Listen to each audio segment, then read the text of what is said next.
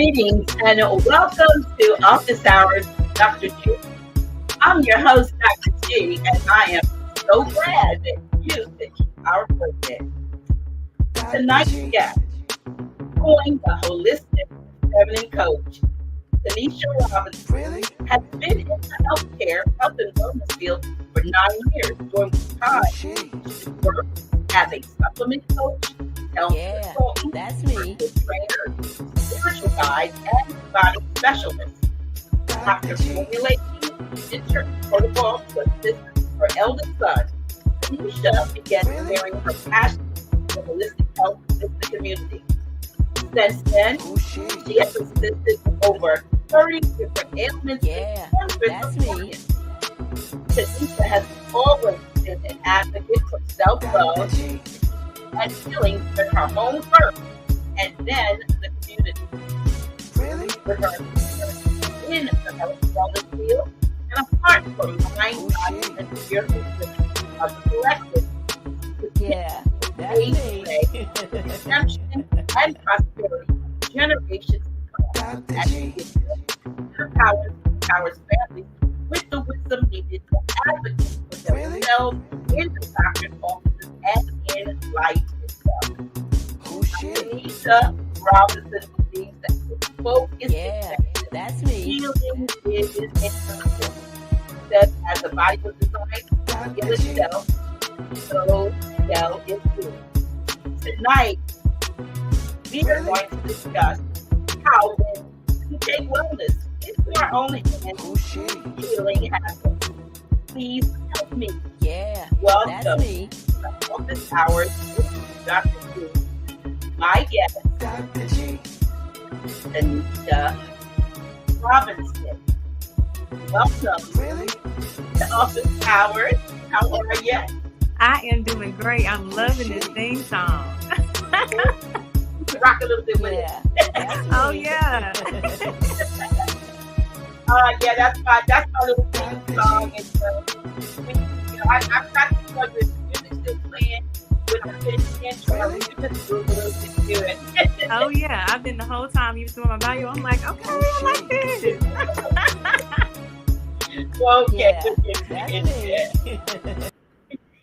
All right. Listen, y'all, before we get started, I like to say, come on, hit that like, hit that share, because we're gonna hear some really exciting information. I'm excited just because of what we just talked about before we went live. So I want you to hit like, hit share, and if you haven't already done so, of course, I always want you to subscribe to the channel. Now, this sister has a lot of information to share with us, and of course, as always, and let me just put this up front. Just let me just say this. I'll read this. That the views and opinions expressed by hosts and guests of Official House of Reawakening Minds and Office Hours with Dr. G are not necessarily those of House of Reawakening Minds. Presentations regarding sensitive matters such as health and wellness information, products, or services are made strictly for educational and entertainment purposes and are not meant to take the place of qualified professional advice. With that, we get that out the way. Right. I'd like to welcome you to the house, and you all who are in the chat. Like I said, let me get this little crazy stuff that just showed up on here, because we get somebody that sometimes they want to put some crazy stuff on there.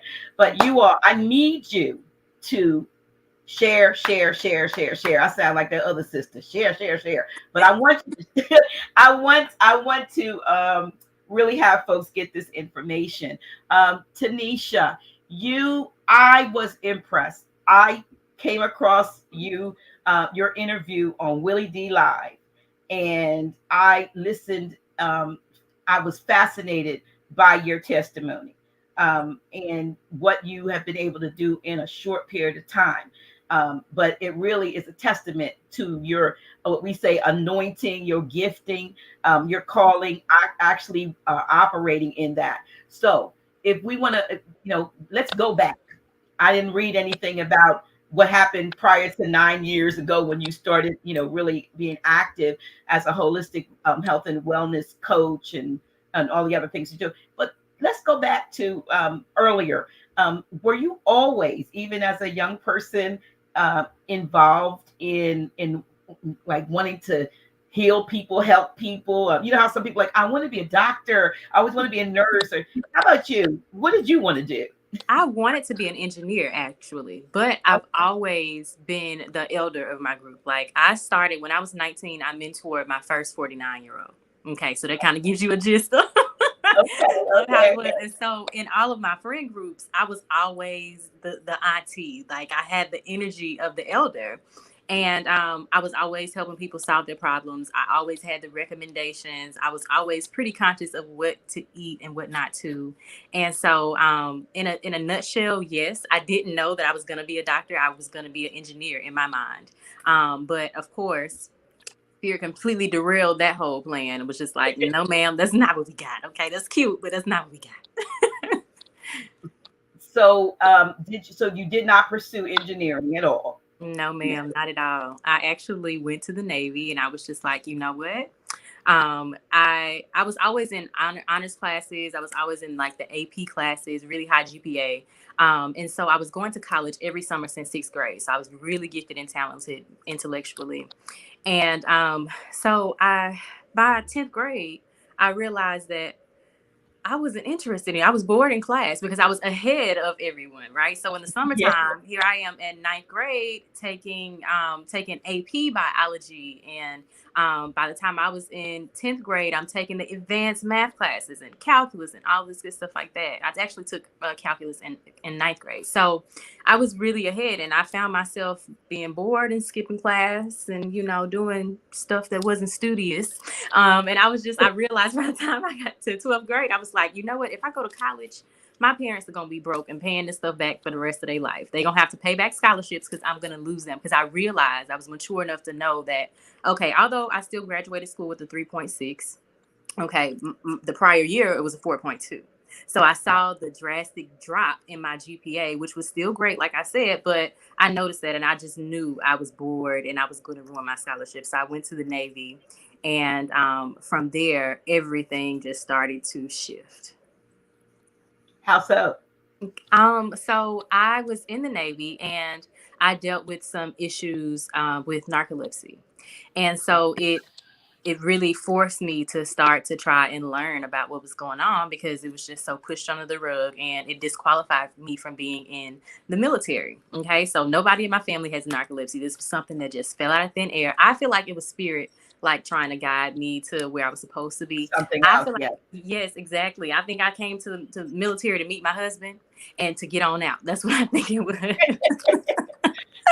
Oh, because everything. Go ahead. Yeah, listen, I went into staying long enough to get my what is it, the housing thing for when you can buy Uh-huh. your house. I Oh, yeah. stayed in long enough to get that, You and was I like, got out. okay. Yeah, yeah, something happened, and I had to leave, and I had to leave, and I left honorably. For So sure. it Exactly. was for that. But yeah, so okay, so I was looking at myself, and I was like, my screen is so big, and you look so small, and I was trying to figure out how I can make myself smaller. Oh, I'm sorry. No, that's all right. It's just that you're on your phone, and I got a Mhm. real close up of myself, but I'll fix me. That's all right. It's Okay. not about me anyway. So you left. You met your husband in the Navy, and you came out, and I guess you did the traditional got a as we call it a job.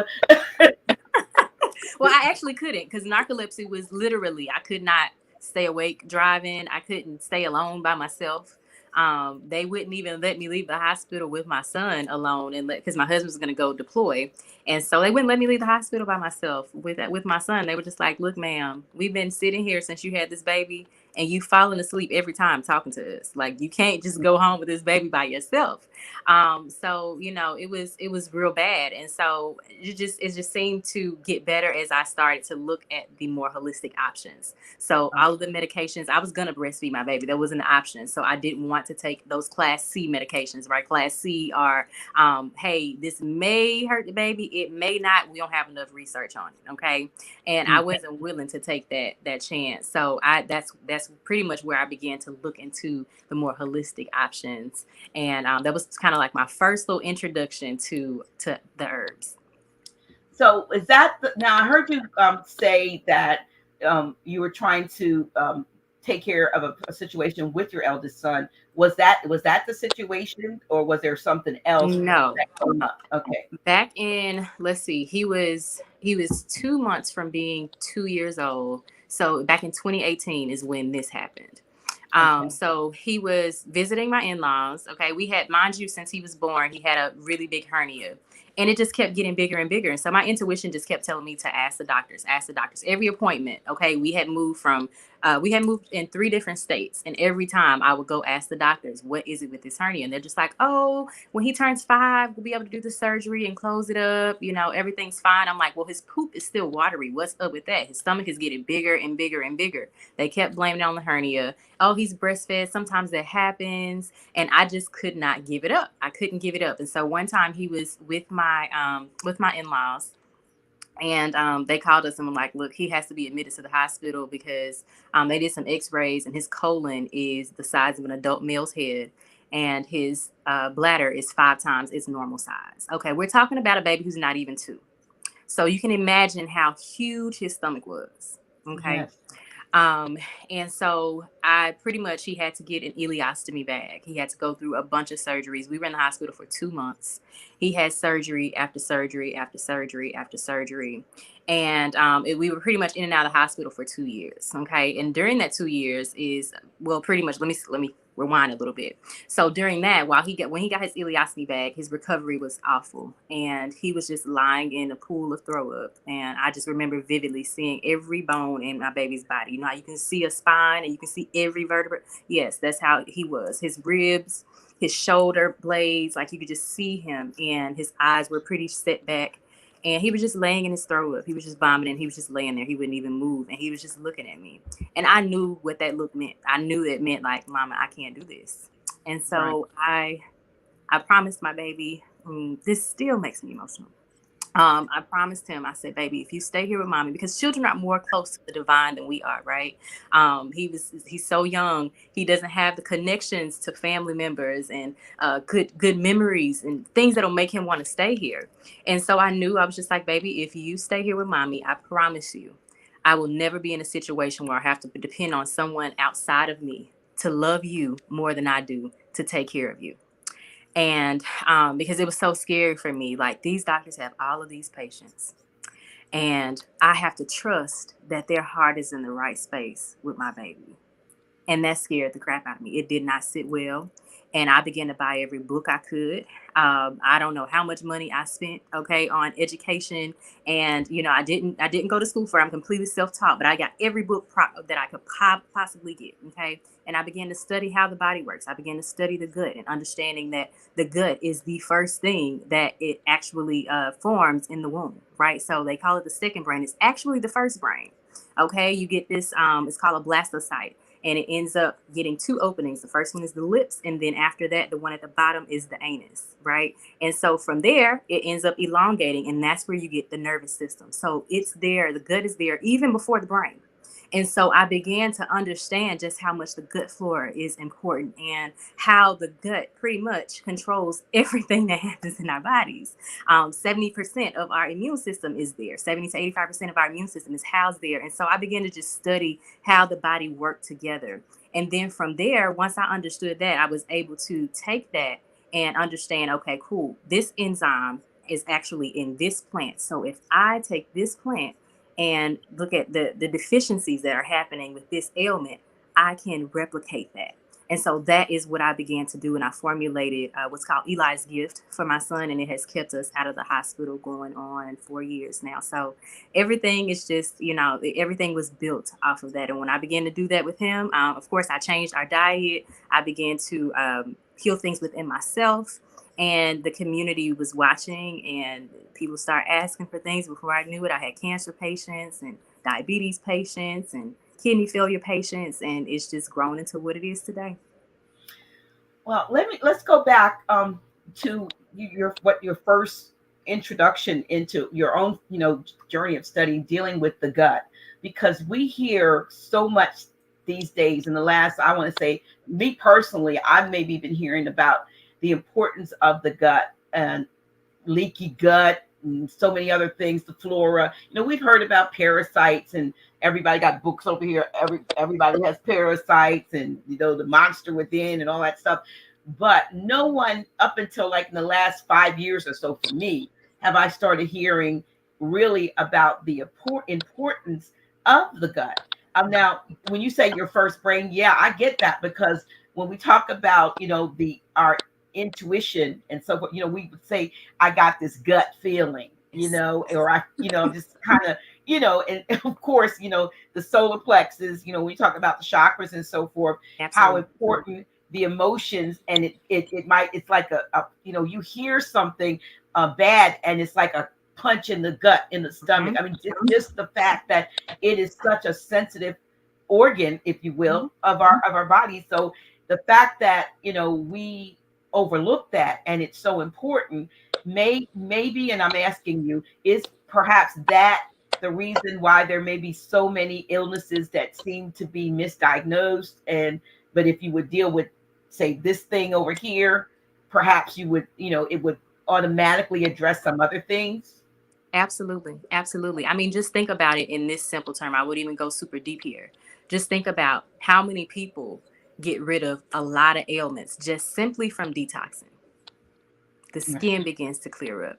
Their breathing gets better, right? So we have 6 elimination pathways. Okay. I had a brother ask me, like, hold up, wait, I know about 4, but what do you mean 6? I know about 3, but what do you mean 6?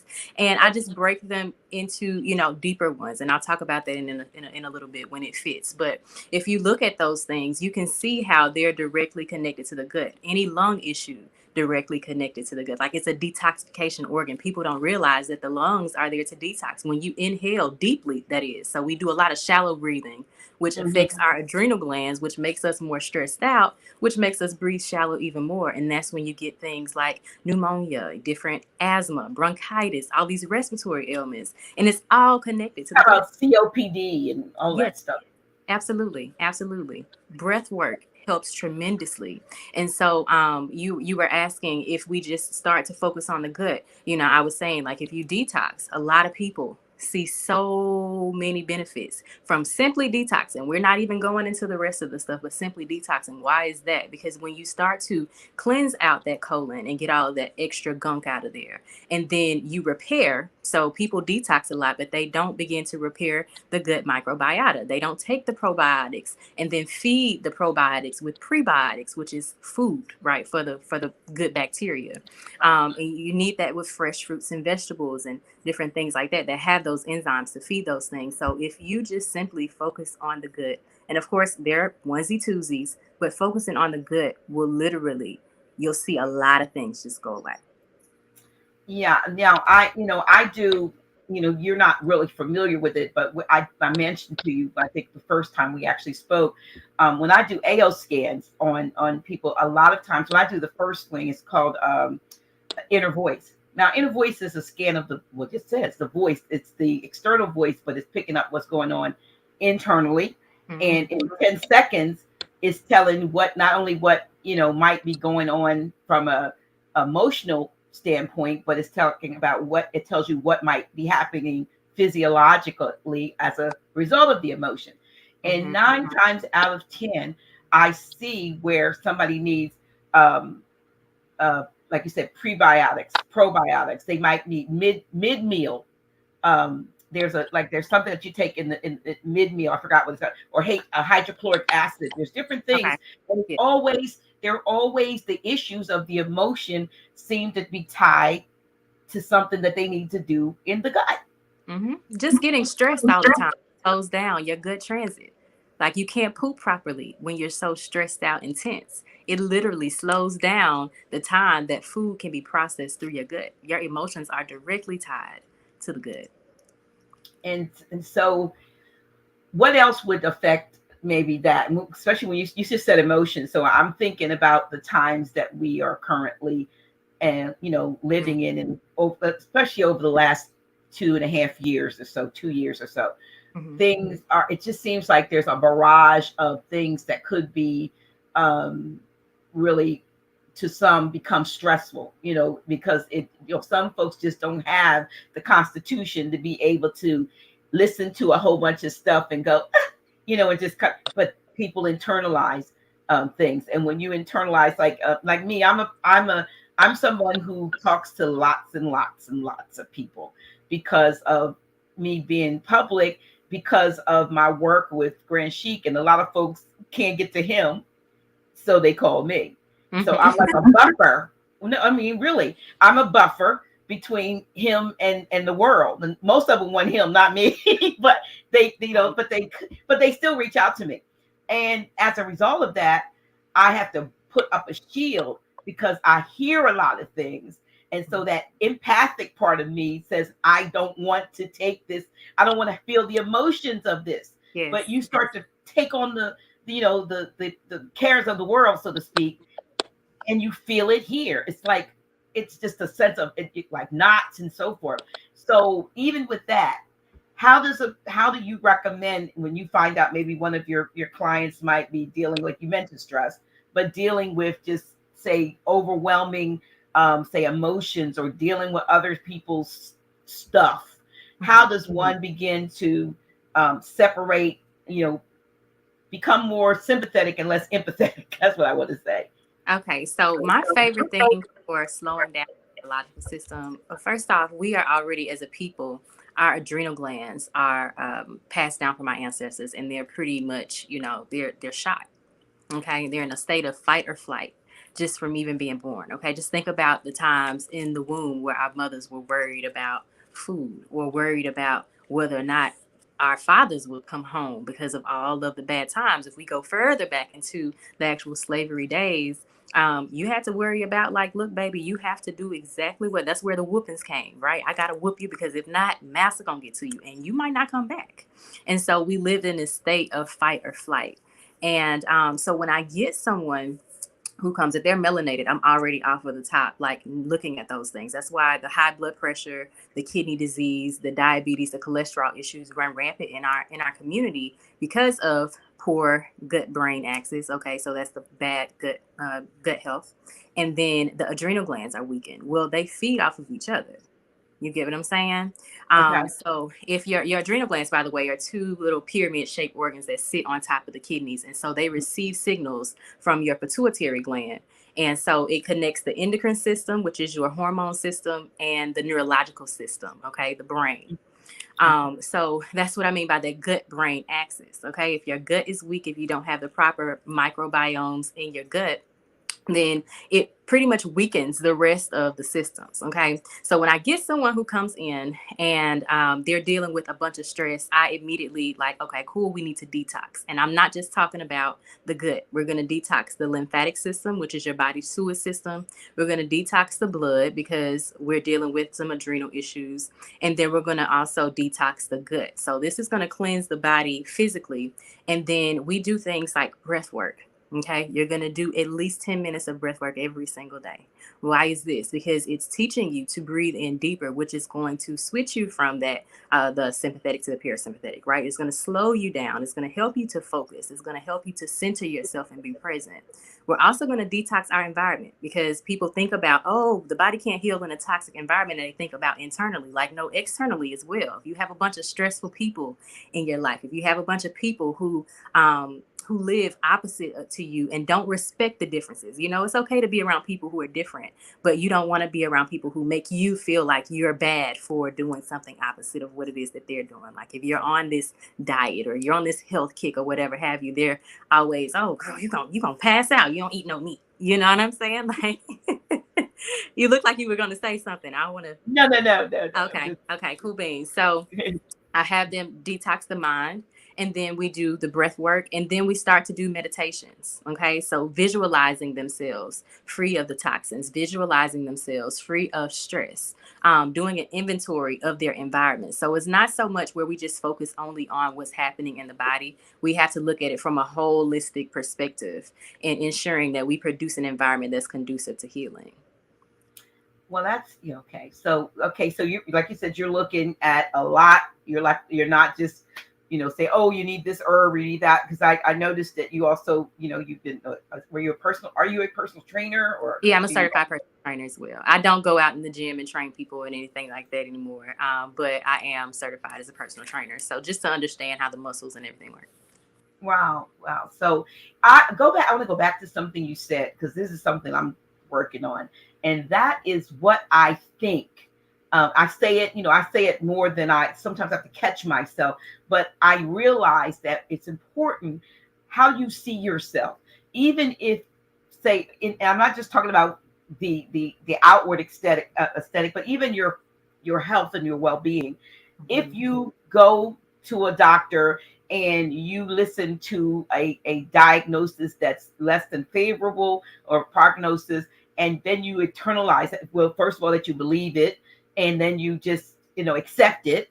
Then I had a young lady I gave a ride to a couple of weeks ago, and as we were talking, I didn't know her, she was young, and she said, she what did she call it, I'm maybe saying the wrong thing, but whatever the illness, say it was diabetes, but I don't think that's what she said.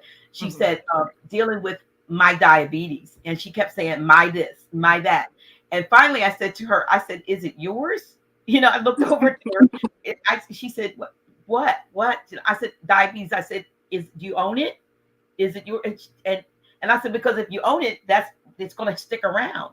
Yeah. I don't think it was diabetes, it was something else, but whatever it was, we put the my on it because somebody told us that that's what we had. So Yeah. to get in a mindset to, for lack of a better definition, reject what is told to you, and then to formulate what do you want, what do you Mhm. want to see for your health and well-being, what do you want as your outcome, what do you want your testimony to be about you.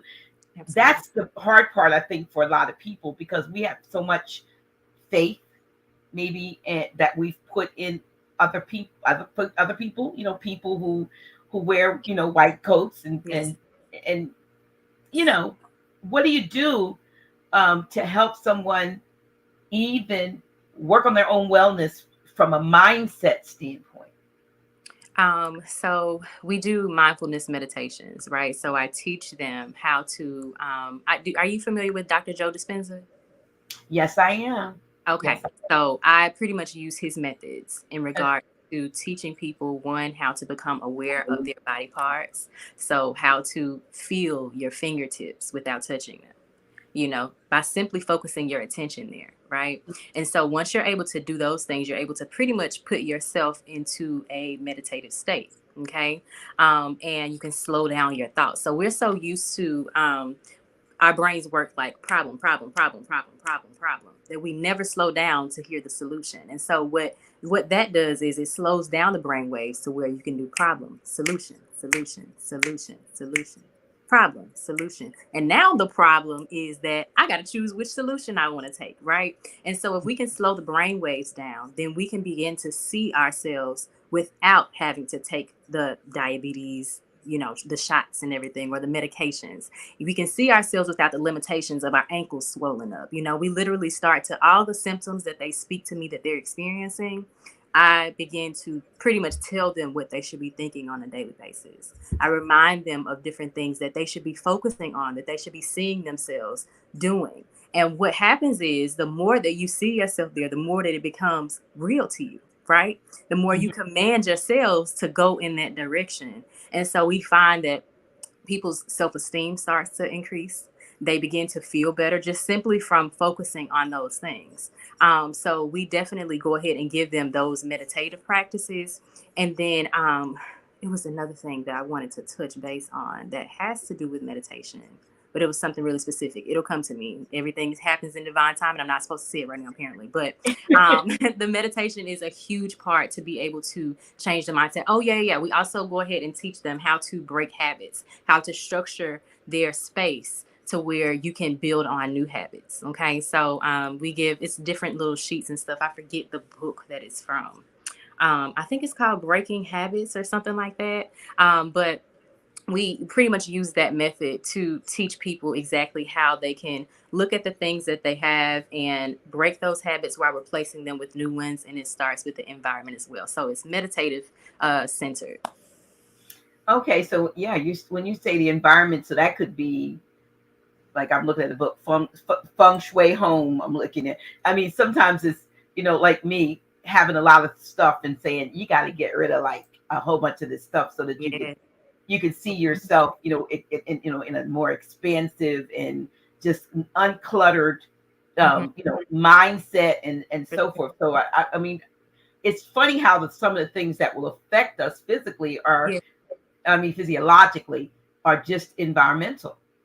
Even just moving things around, right? If you know that you're going to your sink every single day, you don't want to have something there that triggers you to do a habit that you're always used to, right? So, for instance, the things that just happen to us naturally, you never have to think about which side of your body you're gonna wash first. It's something that you've been doing forever, right? You're probably thinking about it now, like, dang, I do wash this side first every you know. And so I that's a was habit. I was thinking about that. I was like, Exactly. But you never think about it when you're in the shower. It just no, happens. And no. so it's so many things that happen to us, like our thought processes that just happen before we even think about them. And Hmm. so we have to just structure our actual physical space to have reminders of the positive things that we want. Okay, so you want a place, if you know you're visiting your sink every single day, and I know that, you know what, I want to take the habit of oil pulling every single day. I'm going to Hmm. sit my coconut oil before I go to bed. I'm gonna go ahead and sit my coconut oil right beside my toothbrush, and I'm gonna go ahead and put a little bit of tea tree in there, so I can go ahead in the rising. All I gotta do is toss it in there instead of, man, I want to oil pull every day. I'm gonna start oil pulling, and then you get up tomorrow and it's just like, oh, I'm in my routine, and you completely forgot to go get the coconut oil. So simply things like that, and then taking away the things that trigger you to do other things. Okay, so that's what I mean, kind of like about the environment. Um, you mentioned oil pulling, so let's talk about that and the importance of that. I have tried that from time to time, but I have not. I admit I have not been consistent. I actually Mm-hmm. have coconut oil in the bathroom, but it's over there behind me. So See? if it was sitting on the sink, I would think it would trigger me to do it. But let's talk about the importance why we should do it anyway. So not only does it help with oral health, a lot of people don't know that your teeth, and I'm not a, real specialist on this. It's something that I know, but your teeth, they have different, there of course is nerve endings. And so they represent different portions of your body. So when your mouth is unhealthy, your gut is unhealthy as well. And so a lot of times people think that, oh man, I brush my teeth all the time, I'm flossing all the time, but they still have a weird smell. Well, it's because your gut is speaking to you. And so oil pulling helps to not only kill that bacteria in the mouth, but it helps to strengthen the gut flora as well. So oil pulling it has so many different benefits, but that's something that I absolutely love, is how deeply cleansing it is, how it actually helps you to get a mouth workout as well. And then just it's a meditative practice as well. You're actually having to focus on swishing, and as it foams up, you're not spitting it out, right? And so I use those things as meditative spaces. So if I know I'm oil pulling for 5 to 20 minutes, while I'm there, I'm standing in the mirror and I'm literally thinking and imagining this coconut oil pulling all these toxins from not only my mouth, but from my body and my bloodstream. When you think about the mouth and the tongue, things are absorbed sublingually into the blood. Right. Right. And so if you have all these toxins sitting here, what's happening to the blood? What's happening to the gut? So it's so vital. And I'm not saying that this is something that you have to do here forever, but try just oil pulling for about 2 weeks to a month and see how your oral health and how your gut and how your skin feel. Wow, yeah, 'cause I've seen, I've read also of some people using sunflower oil and some different one besides coconut, Mhm. but I guess coconut oil is maybe the best for that. I can't really answer that. I like to tell the truth. I don't speak about stuff that I don't know about. So I don't even know about the other ones to say like coconut oil is the best. It's just the Okay, one that I'm most familiar with. okay, wow, that's good. Um, so your son, it's been 4 years. Mhm. what happened to him, after you formulated this herbal tincture? I think you said it was a tincture Mhm. that you created. Yeah. What were the results, and did any of the I guess Western or allopathic doctors, what did they have to say, if anything, regarding the change in him? Oh, it was a fight initially. I had to establish myself as the authority of his team. Like, look, I know my child. I'm with him 24/7. Okay. So I had to establish myself as the authority and to show them that whenever they were coming in, they would tell us that something was going on. I had my books right there. Boom. I would immediately start researching. By the time they came back in that room, I knew enough to ask the right questions. And so I began to do that over and over and over again. And so when I finally formulated the tincture, I we were in a hospital, and I brought it from the house. My husband brought it up because it was the last one was right at the beginning of COVID. That's when the tincture I got the final formula, and that was the last time that we've been. So it's been a little over 3 years now. But I gave him the tincture, and the doctors were just like, because he was on medication. I mean, he was on antibiotics year round. Okay, consistently, he was on antibiotics. And so, if without those antibiotics, we were going to be in the hospital every single time. So, I was the one who initiated the antibiotics. I realized two and two together. I'm just like, every time we're in here, we give him antibiotics. Okay. The connection was SIBO, small intestinal bacterial overgrowth. Okay. And so, I picked up on this and I told them, I said, give him the antibiotic and we'll be able to go home. They gave it to him and we got better. Okay. But the antibiotic is killing both the good and the bad bacteria. So it weakened his immune system, which ended up making the bacteria that were in there more powerful. So Okay. we had to, it got to the point where it wasn't effective. So we were back in the hospital. And so I was like, you know what? I'm going to trust myself and I'm going to go ahead and give this to him because I had it formulated. I was just afraid because I had, society tells you that you need school in order to do these things, right? But our ancestors didn't. That's right. That's right. They did it. They went out and they forged things and they told you, look, stand on your head, baby, chew this clove, and then you'll be all right. And so Fry this onion underneath your or around your foot or something. exactly, a sweet baked potato in your sock. So, they did that stuff intuitively. And so I Right. finally trusted myself. I gave it to him and he was good. Okay. The output started to come into his bag. He started to burp and he was good. And they're just like, well, what did you give him? And I showed it to him.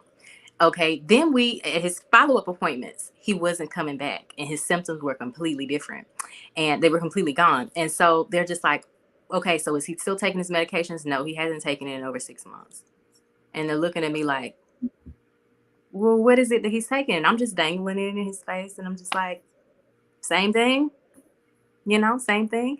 And so they never asked what was in it. They never did any of that. It's just always been this thing of, like it's kind of like creepy to them or something like that. But the conversation changed. So now it's all whenever we go to the doctors and everything like that, my husband is pretty much his surgeon, right? So he knows how to do the surgical procedure to irrigate him and everything like that. The nurses would come into our room and we would have everything done. So we literally educated ourselves to be able to provide him care for him just with the holistic standpoint. So the doctors now they speak to us and they're asking us, okay, so what do you think, mom? What do you think, dad? I'm thinking this. What do you think we should do? It's all in our hands at this point. Well, so you still take him back for checkups, but he's Yes, not on any of their medication. He's just totally. But does he still need the bag, or has he been able to his come colon off it? is completely detached. And so they did a test last year and they finally diagnosed him. So they were doing all this stuff without a diagnosis prior to. Okay. They finally diagnosed him with pseudo obstruction, which means that a portion of his colon is not functioning. Well, I began to study the mycelium network with mushrooms, and I realized how much that we were talking about restoring DNA strands and restoring pretty much nerve endings and everything. And I began to look at the mycelium network, and it looks exactly like our neurological system. I began to study how they kill cancerous cells, and they also rebirth new DNA cells, okay? Rebirth cells, you know what I'm saying? So they're doing all this repair to the body. And the only thing with him is he has to keep the bag until he's old enough to where I can treat him rectally. Okay, right now he won't understand that. Oh, I got to get this enema consistently so that I can put these herbs into my anus so that they could do their work. So we would have to treat him rectally, and without the colon being attached, anything that I give him orally is just going to come out into the bag. So we're pretty much playing the waiting game. He's good and stable, and we're just playing the waiting game until he's about 9 or 10, where he can endure getting the enema so that we can do that. But in the meantime, we're just building out our team so that we'll be able to, our plan, the way that we see it is, hey, doing the reattachment, we're going to get the test done again first to see if any other parts of his colon have awakened. And then we're going to admit to the hospital, and we're going to start doing our treatment process. So it's going to be, we're looking for the right team of doctors who are going to allow us the space to be able to have the Western side so that we can monitor him and make sure everything is good.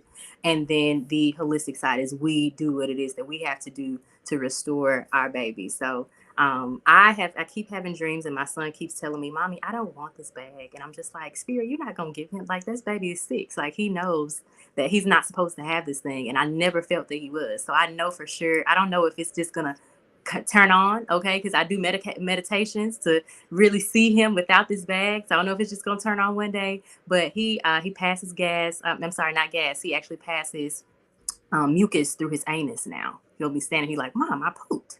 So something's happening. Which is a good sign because Yes. yeah, and that's the thing. And like I said, the title of this is this, we're calling this is like, when you take healing into your own hands, wellness rather into your own hands, healing happens. And we have for too long given over to people that we admittedly say are practicing. If they can practice, then so can we, right? Exactly. I'm just saying. I mean, Mhm. when you think, if so, it just seems like we give an authority, give them an authoritative role Mhm. in our health and well being. When love to me is how they talk about weapons of mass destruction. I Yeah. call love a weapon of mass construction. Ooh, I Your love that. love for your child would not let him endure a life, even as, and like you said something early in the beginning, you said babies or young children have not developed the attachments and so forth that would make them want to stay here. And where, and you don't know this, but some of my viewers know this. My baby died at 7 weeks. She had she was born during the time when there were a lot of SIDS cases. It was crib death, and she'd had her vaccination or whatever they give them. They give them immunizations Mhm. 6 weeks, and on the 7th week, she was gone. Just very healthy. Just in the and But what I'm saying is, what I thought about when I heard you say that is that she really hadn't been here long enough to Mhm. to say, oh, she's going to be the greatest mother and so forth, and or Yeah. she is, and I should stay there. So you had to advocate for your son. You Mhm. had to say to him, baby, if you just hold on, mommy's going to come up with Mhm. a solution that's going to help you. And whoever your son is, because a lot of our children and us have been here before, Absolutely. could hold on to that. That was something to hold on. Okay, I don't like this what I'm going through, but she said that Yes. she's Oh, going to help me. I love that. That feels so divine. Just something about the way you just spoke that. Oh, I'm sorry. I had to sit with that. It's okay, but I just felt that, because I didn't say anything at the time when you first said it, but it stuck with me because of my own situation, and I was saying, wow, I said, and see, with me, there was no, with her, we didn't know she wasn't sick as Mhm. far as we knew. For sure. You see to me. So there was nothing that we were trying. No, there was no reason to say, hold on or look. Yeah. It just, as they call it, sudden. And it was sudden, and and which leads me to the sudden things that are happening with adults now, which Hmm. we won't, Hmm. again.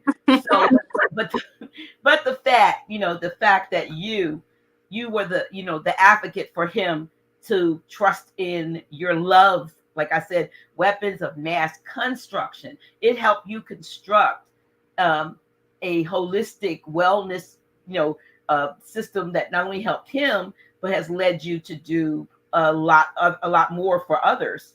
Yes, ma'am. Yeah. So, um, yeah, I just wanted to say that because it just popped Well, in. thank you so much for sharing that. And I can only imagine, I don't know if I imagine that it isn't a trigger space for you just of how fluid you said it. But how was it, if you don't mind, like, how was it for you repairing yourself and forgiving yourself, not, for not knowing? Because I know a lot of times as mothers, we feel like we are supposed to know it all and we're supposed to protect our babies from it all. So, what was that process like for you?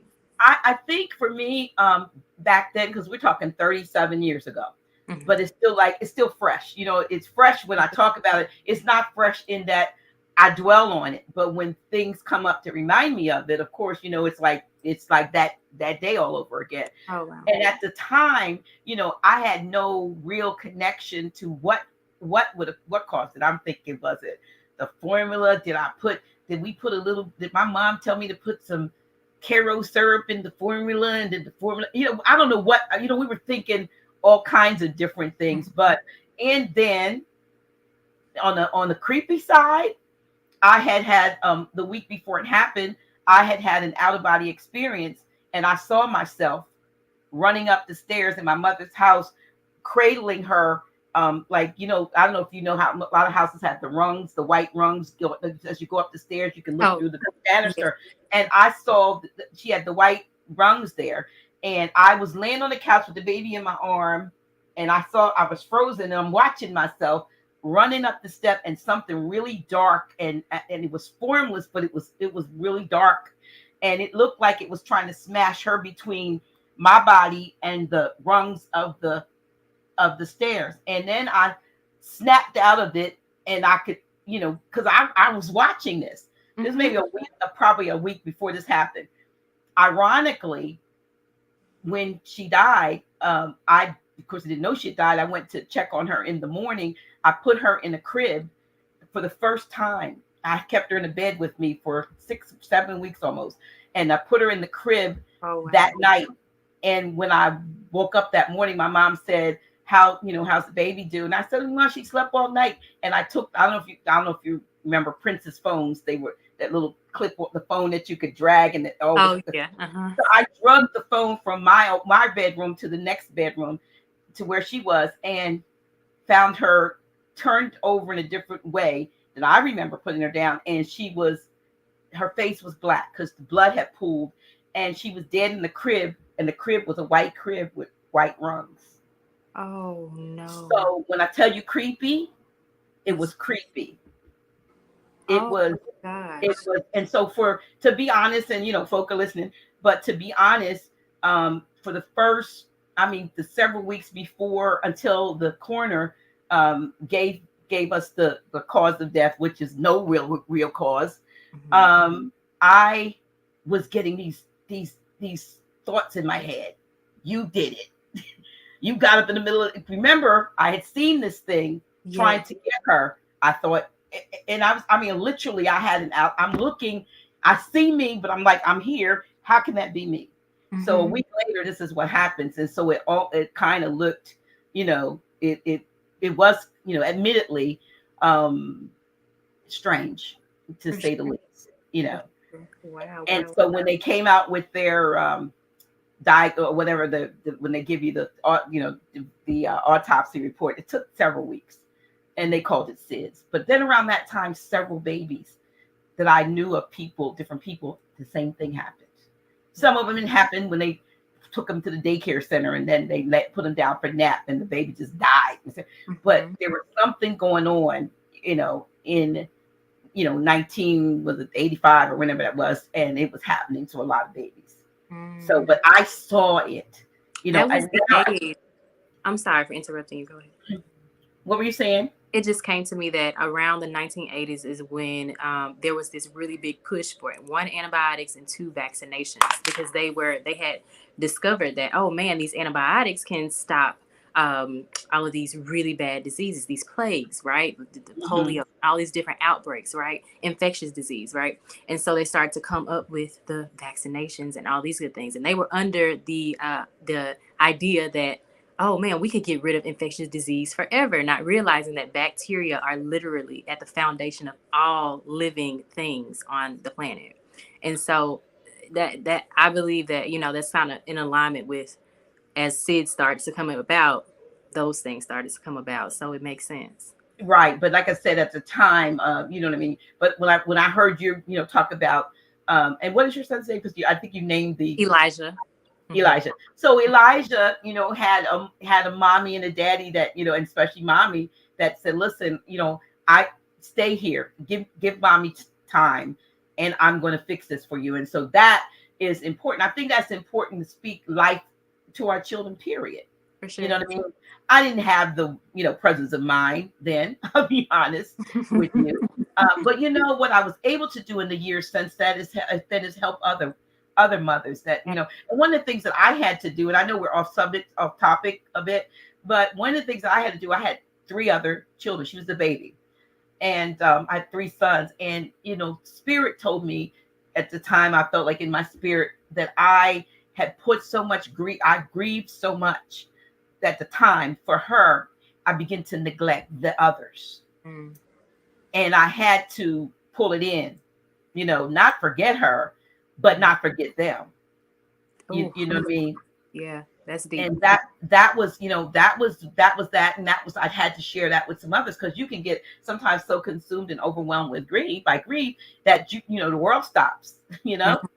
and yeah, the world stops, and nothing and no one else matters. And so that way I was able to help others, and eventually, of course, I was in ministry, and so I had to really at the time, deal with from a faith standpoint, that all things work together for the good, and so I was able just to help other folks. But now with what's going on now, and now they only thing they've done is change one letter in the middle, and so when we say I realized, now you look back and you go, okay, Right. like you said, something was being given back then, like something is being given up right now. It's just a different population, but Mhm. nevertheless, things like that are tagged when it's like we don't want to touch it with a 10-foot pole. What's really going on? Right. So,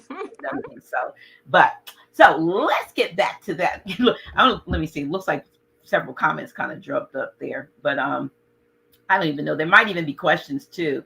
Want to make sure, because I'm on my side. you can see them. Yeah, I don't know. There's probably comments and so forth. But anyway, so the other clients that you've worked with since then, uh, how long did it take you to come up with herbal combinations for all these different things? Or is there, because you talked about the gut, is there a underlying something that kind of affects most, if not all? So with our people, the thing that's, most high prior is food. Ah, Okay. Yeah. We tie our emotions to this food, and every food that you crave. Like if you're craving crunchy things, you don't feel secure, whether it be finances, whether it's secure in your relationship, secure with yourself. You want to crunch on things, right? oh When God, you gotta leave the potato chips alone. uh-huh. Just pay attention to when you crave them. Pay attention to what you're worrying about. You hear that, y'all? She's Mhm. saying that if you need what do you call it, the potato chips or some kind of little gray little orange square cap, because I'll get a box of those things. I don't want to give them any advertisement. But if you're craving crunchy things, what does it mean for us? Security.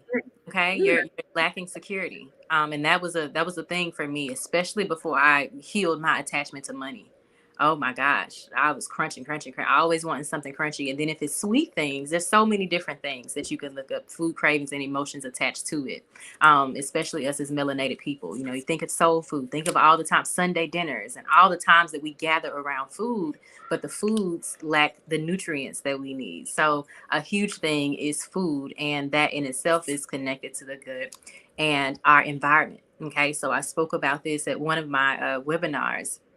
I spoke about the fact that when you go to predominantly Black neighborhoods, right, you see so much pollution. You see um, the buses coming through the city. And of course, it's impoverished areas. People don't really have the cars like that. But it's other reasons for this stuff too, right? So you have the buses that go through. What are they doing? They're polluting the air. All right. It's really loud. You have train stations that run through here. You have factories, right? Oh, we're bringing jobs. What do they bring? They always bring a warehouse that has no windows, and we're melanated people that need sunlight in order to charge our melanin. There's a reason why during the wintertime, like the depression levels skyrocket. We are melanated people. That sun, that vitamin D from the sun, it is literally charging that melanin. And when our melanin levels drop, so many different things happen in the body, right? So when you look at our environments, they bring these warehouses and they're putting out smog. They're doing all this. There's a Kellogg's factory here in in one of the hoods here. And so you have all these different things that produce a toxic environment that kill. What are the top things that you see with your clients and Black people? Well, we I see a lot of folks that are dealing, of course, with kidney issues, cancers, high blood pressure, probably the and respiratory. Mm-hmm. Okay, cool beans. So, the high blood pressure, the kidney disease, the diabetes, they all, and the cholesterol, all issues of the blood, right? All of them all go together. Okay. Good. So, and of course, so I won't go too deep into it, but they're all tied together. And so those are the issues that I see the most. And I forget the initial question that you asked. I was asking whether everything was kind of tied into. Oh, how did I come up with the different formulas for the Yeah, different? because or was there a sort of an underlying issue that Yeah. kind of a lot of things stem from? Okay, so I started with the food. Yeah, absolutely. So for me, we were talking about this a little bit. I am very unorthodox of a holistic health practitioner. Okay, I know the body. I know how the body works. I study anatomy and physiology the most. And so what I find is that when you know how the body works, when you know the different elimination pathways, and you know how things kind of come together, then what I do from there is I do everything based on the client. Okay, something I say all the time is we have different fingerprints for a reason.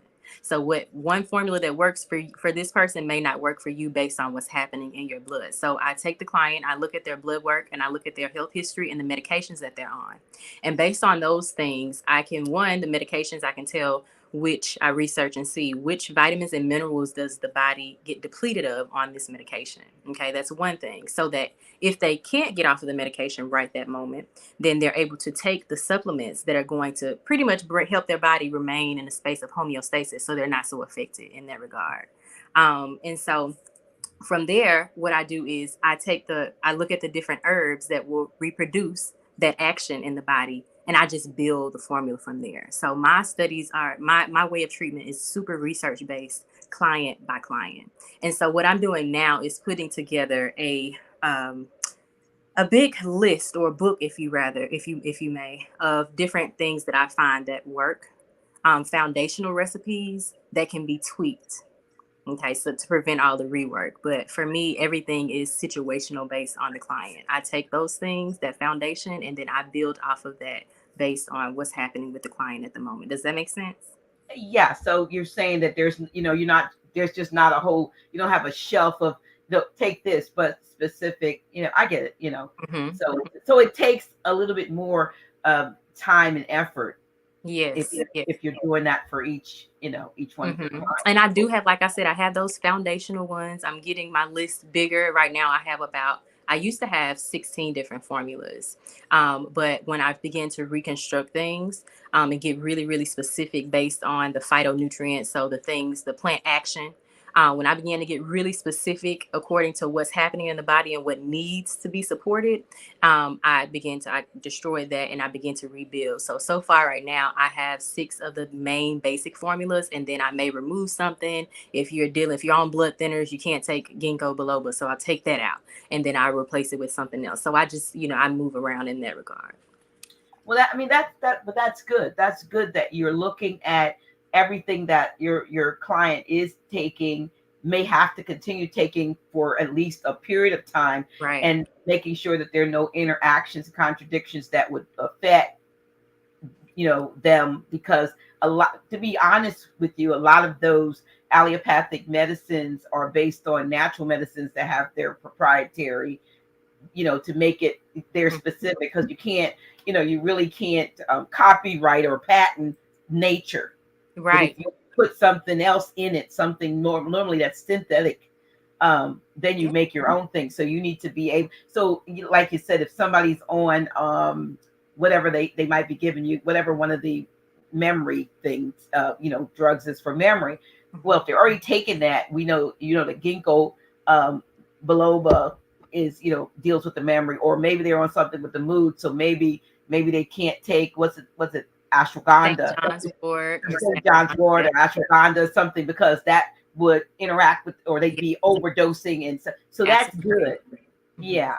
So you're not telling, and that's good. You're not, and you don't tell them not to take what they're taking. Absolutely You not. see how you could work with it until they don't need to be on anything that's synthetic, so to speak. Right. And for some clients, they can. I never tell clients to, stop taking their medications to one, protect myself and then them as well. But there are some clients who are just like, look, my spirit is telling me to not do it. And a lot of times when those clients follow their intuitions, they find that their bodies are. Now, there are some clients, if you're at stage 4 or 5 kidney disease, or even 3, continue taking your medications as you support your body in being able to stabilize itself, to strengthen itself, for that organ to be able to remember its function, right? Mhm. You spoke that the body is designed to heal itself, so shall it be. You have to give it the environment to do so. So as we're taking these different things, as we're taking these vitamins and minerals, as we're taking these herbal compounds, they're doing what they have to do to your organs and giving us time. And then you'll find that you're able to come off of this medication, and then you're able to get rid of that one, and before you know it, you're good to go. So I'd rather take that route in supporting the body to ensure that there's no further damage. So I always pay attention to their blood and all their levels to ensure that, okay, cool, we can make steps forward, but we at least have to make sure we don't fall below this number. So that's the phase 1 of dealing with me, is making sure that everything is stabilized, and then we continue to build off of that. So that's pretty much the standard. And that's good. So, um, the do you have clients that have any of those major diseases, like say cancer, or heart issues, or any of those kidney diseases? I mean, and have you seen success, or has there been improvement in their situations based on adding Yes. that holistic practice to what they're doing, a Yes, ma'am. protocol rather? I see it. It happens really fast, actually. And when I say fast, I like to under promise and not over promise. So I like to tell people a minimum of 90 days, but I see it happen sooner than that. Okay, hint, hint. Um, so I have seen leukemia. I'm trying to figure out the right verbiage since we're on here. Okay, leukemia eradicate itself. I've seen the body fight off leukemia. Okay, that's the proper Oh, thing. wow. That's okay. I have seen the body fight off herpes. I've seen the body fight off Graves' disease. I've seen the body fight off the deepest so far is stage 4 kidney disease. Now, I did have a patient. I won't speak too much about it, but I had a patient who was stage 5. In our first month, her GFR improved by 7. She was an elderly patient, though. So when I got her at her last, her GFR was 20. When she came to me, we got it up to 27. Unfortunately, we lost her recently. I got her, like I said, a month ago, and in her month, she was doing great, and just unexpectedly, she left us. So we do experience those things. She was doing so much better. It caught me and the family by surprise, but those things are, they are real. And so I like to speak of my successes as well as my failures, because I am a human. Mhm. And I don't consider it to be, a failure at all. Neither does the family. But I say that to say I have seen improvements even at stage 5, when they say, hey, when you get to stage 4, you can hang it up. You're pretty much the only hope is dialysis. And that's not true. Okay, so when she came to you, she was pretty much at a sort of, perhaps if alternate treatment had occurred earlier in her progress of disease, it may have given her a bit more time. Yes, I feel that way, and so does her family. You know, I'm not going to say anything that I haven't spoken with the family in regards to, but we both believe that if we had found each other sooner, that things would have been a little bit differently. But when it comes to elderly patients, you just have to be really mindful because the bodies pretty much are sensitive, just like babies. And so Mhm. you have to kind of ease it, but when it's something that's this bad, you don't have a lot of time on your side, so it becomes a really sticky space to be in. And so it just reaffirms my methods, and it's like, you know what, I'm going to take this literally line by line to figure out what it is that we should do. And so yes, stage 5 can definitely be, it can I have seen it get better, but it's just when it comes to all of the different variants and all the different medications and everything, you have to be really careful and really specific. Well, yeah, yeah, yeah. I mean, I think, like I said, we all have a time, when it's our time. But a lot of, like I said, a lot of times, the practice part of it is, for me, to me, spurred more by um, companies that produce certain things to say, I'm trying to figure out how to say this. Hint, hint. Yeah, produce certain things that they say will do certain things that really have adverse effects, because it's probably, even though it has passed some trials, they still don't know Mm-hmm. until they start to see the long-term For sure. data. For sure. And some of them they do know, some of them they do Right? know. And But because of this, they yeah. would rather, would rather get as much get Mm-hmm. as much on the front end and deal with that. Yeah. What does it say? It's better to ask for forgiveness than for permission. Yeah, hello. Hello. And they'll give you a band-aid knowing that, okay, I can give you this beta blocker or this calcium channel blocker, right? And it's going to do wonders for your blood pressure. You're going to see your blood pressure improve. But then, you got to deal with your kidneys failing you. Like, what are we doing? So it helps one thing, but then I got to get on medications because now I'm dealing with COPD and I can't breathe properly. Like, because this one medication, we treated this, but then it caused all these things. So that's how you see I started with this medications and now this medication. Now I'm on 12 different ones. My mother was about my mother died officially, I think, of COPD.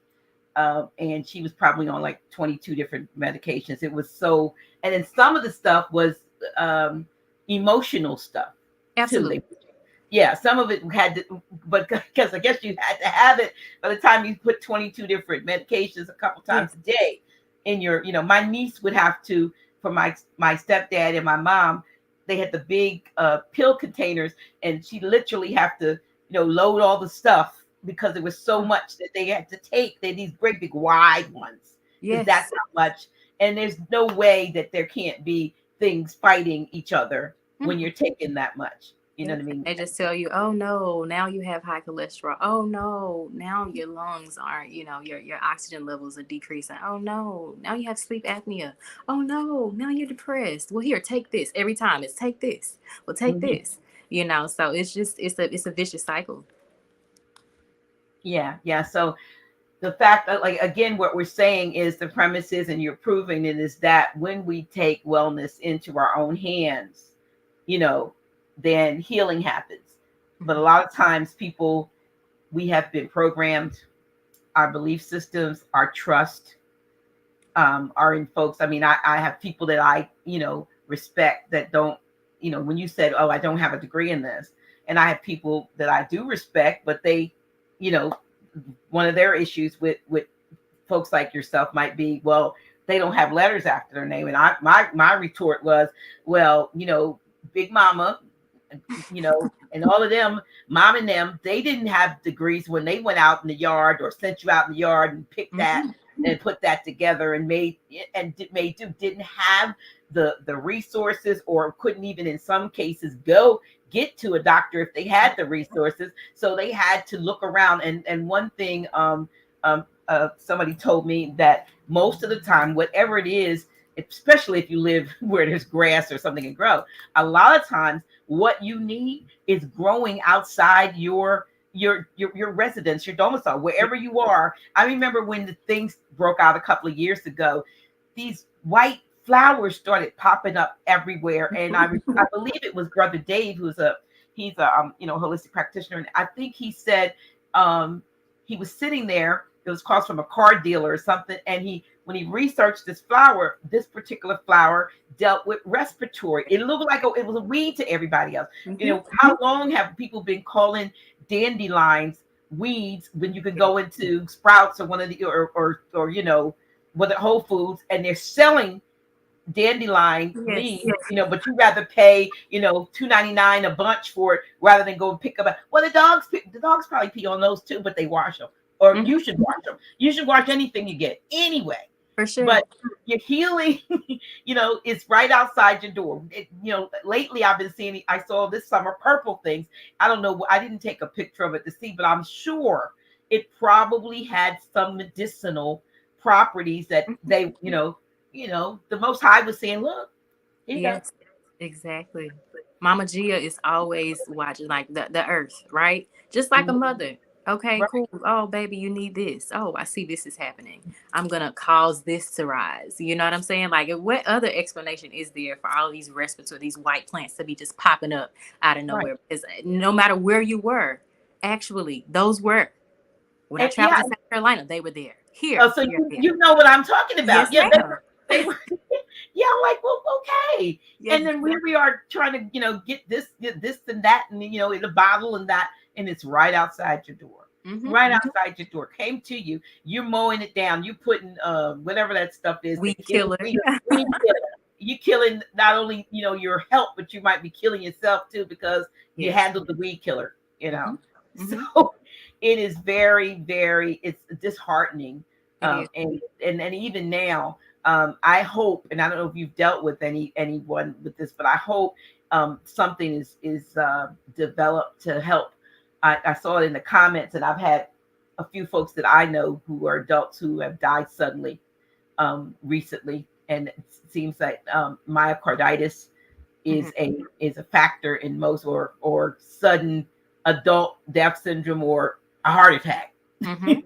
Mhm. People are dying from heart attacks, and it seems to be no warning.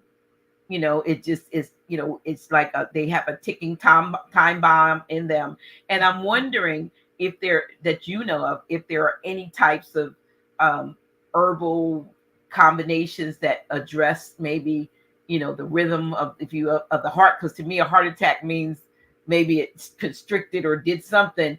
Is there Mhm. are there any drugs not non-pharmaceutical, I'm talking about plants, medicinals, Mhm. that actually are good for the heart? Because there are a lot of people that are Mhm. having these issues, or of somebody, or if they've done certain things, maybe they need to be taking something that Yes, strengthens the heart.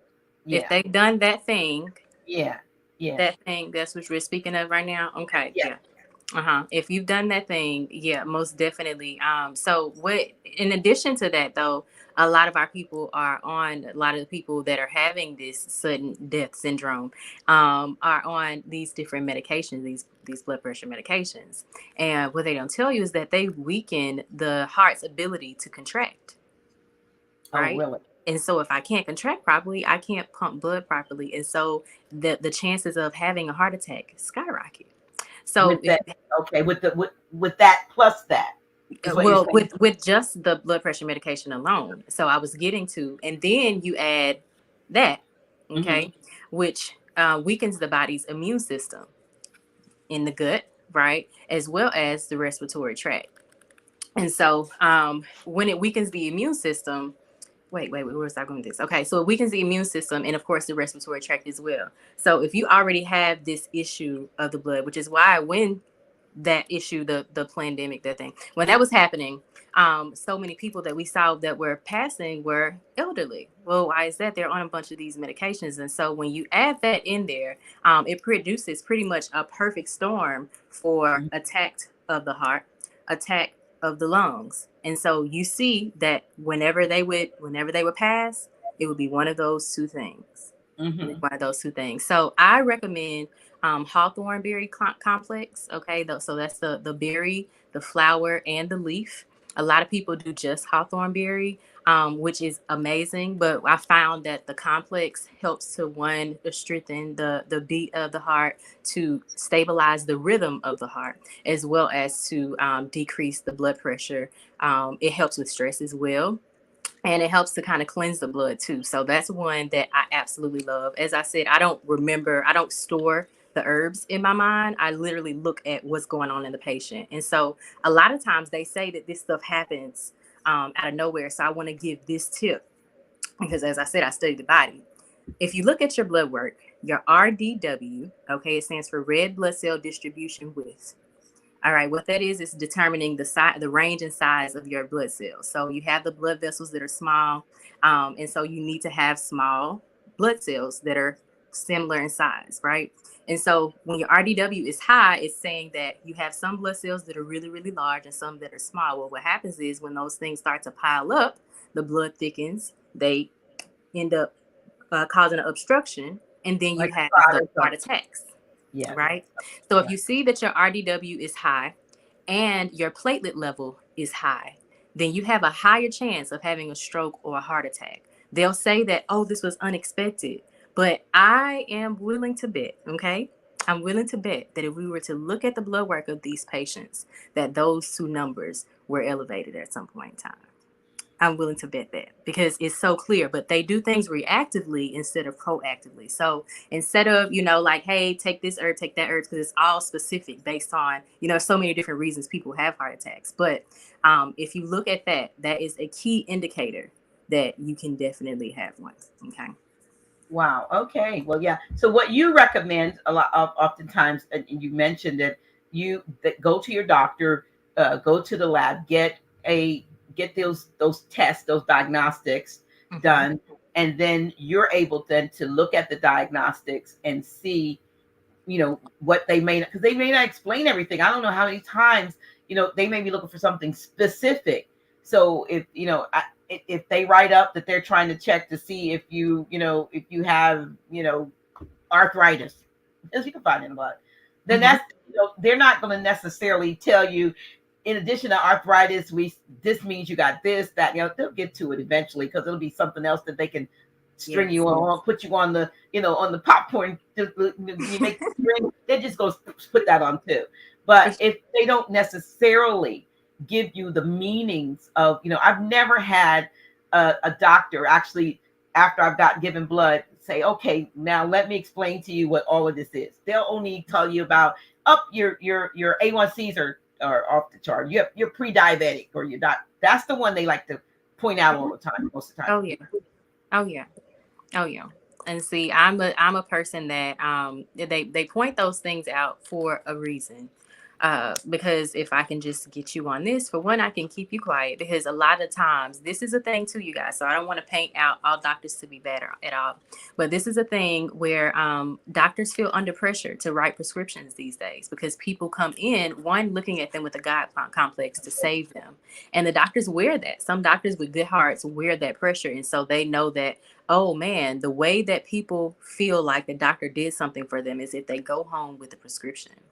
And so, really being able to challenge the doctor and ask them the proper questions is important. And so that's why the first thing when people subscribe to our community, I send over the From Sheep to Leading Authority audio for free. I give that to them. Why is that? Because it teaches you how to go into the doctor's office and become the authority. So that way, when you come, you know which questions that you should be asking your doctor. You know how to research properly so you can continue to ask the proper questions, and that they can stop talking over your head and saying all of this stuff that means nothing to you in your human language. You know what I'm saying? So you can understand what these things mean. So you can't understand, well, why is it that the diabetes is there? Because that's just simply a symptom.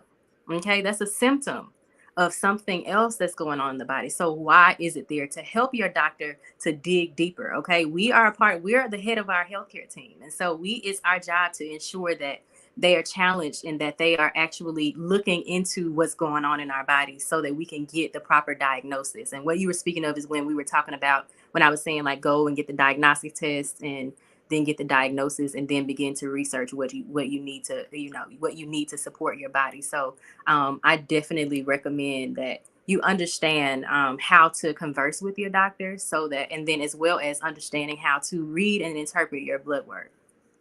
Hmm.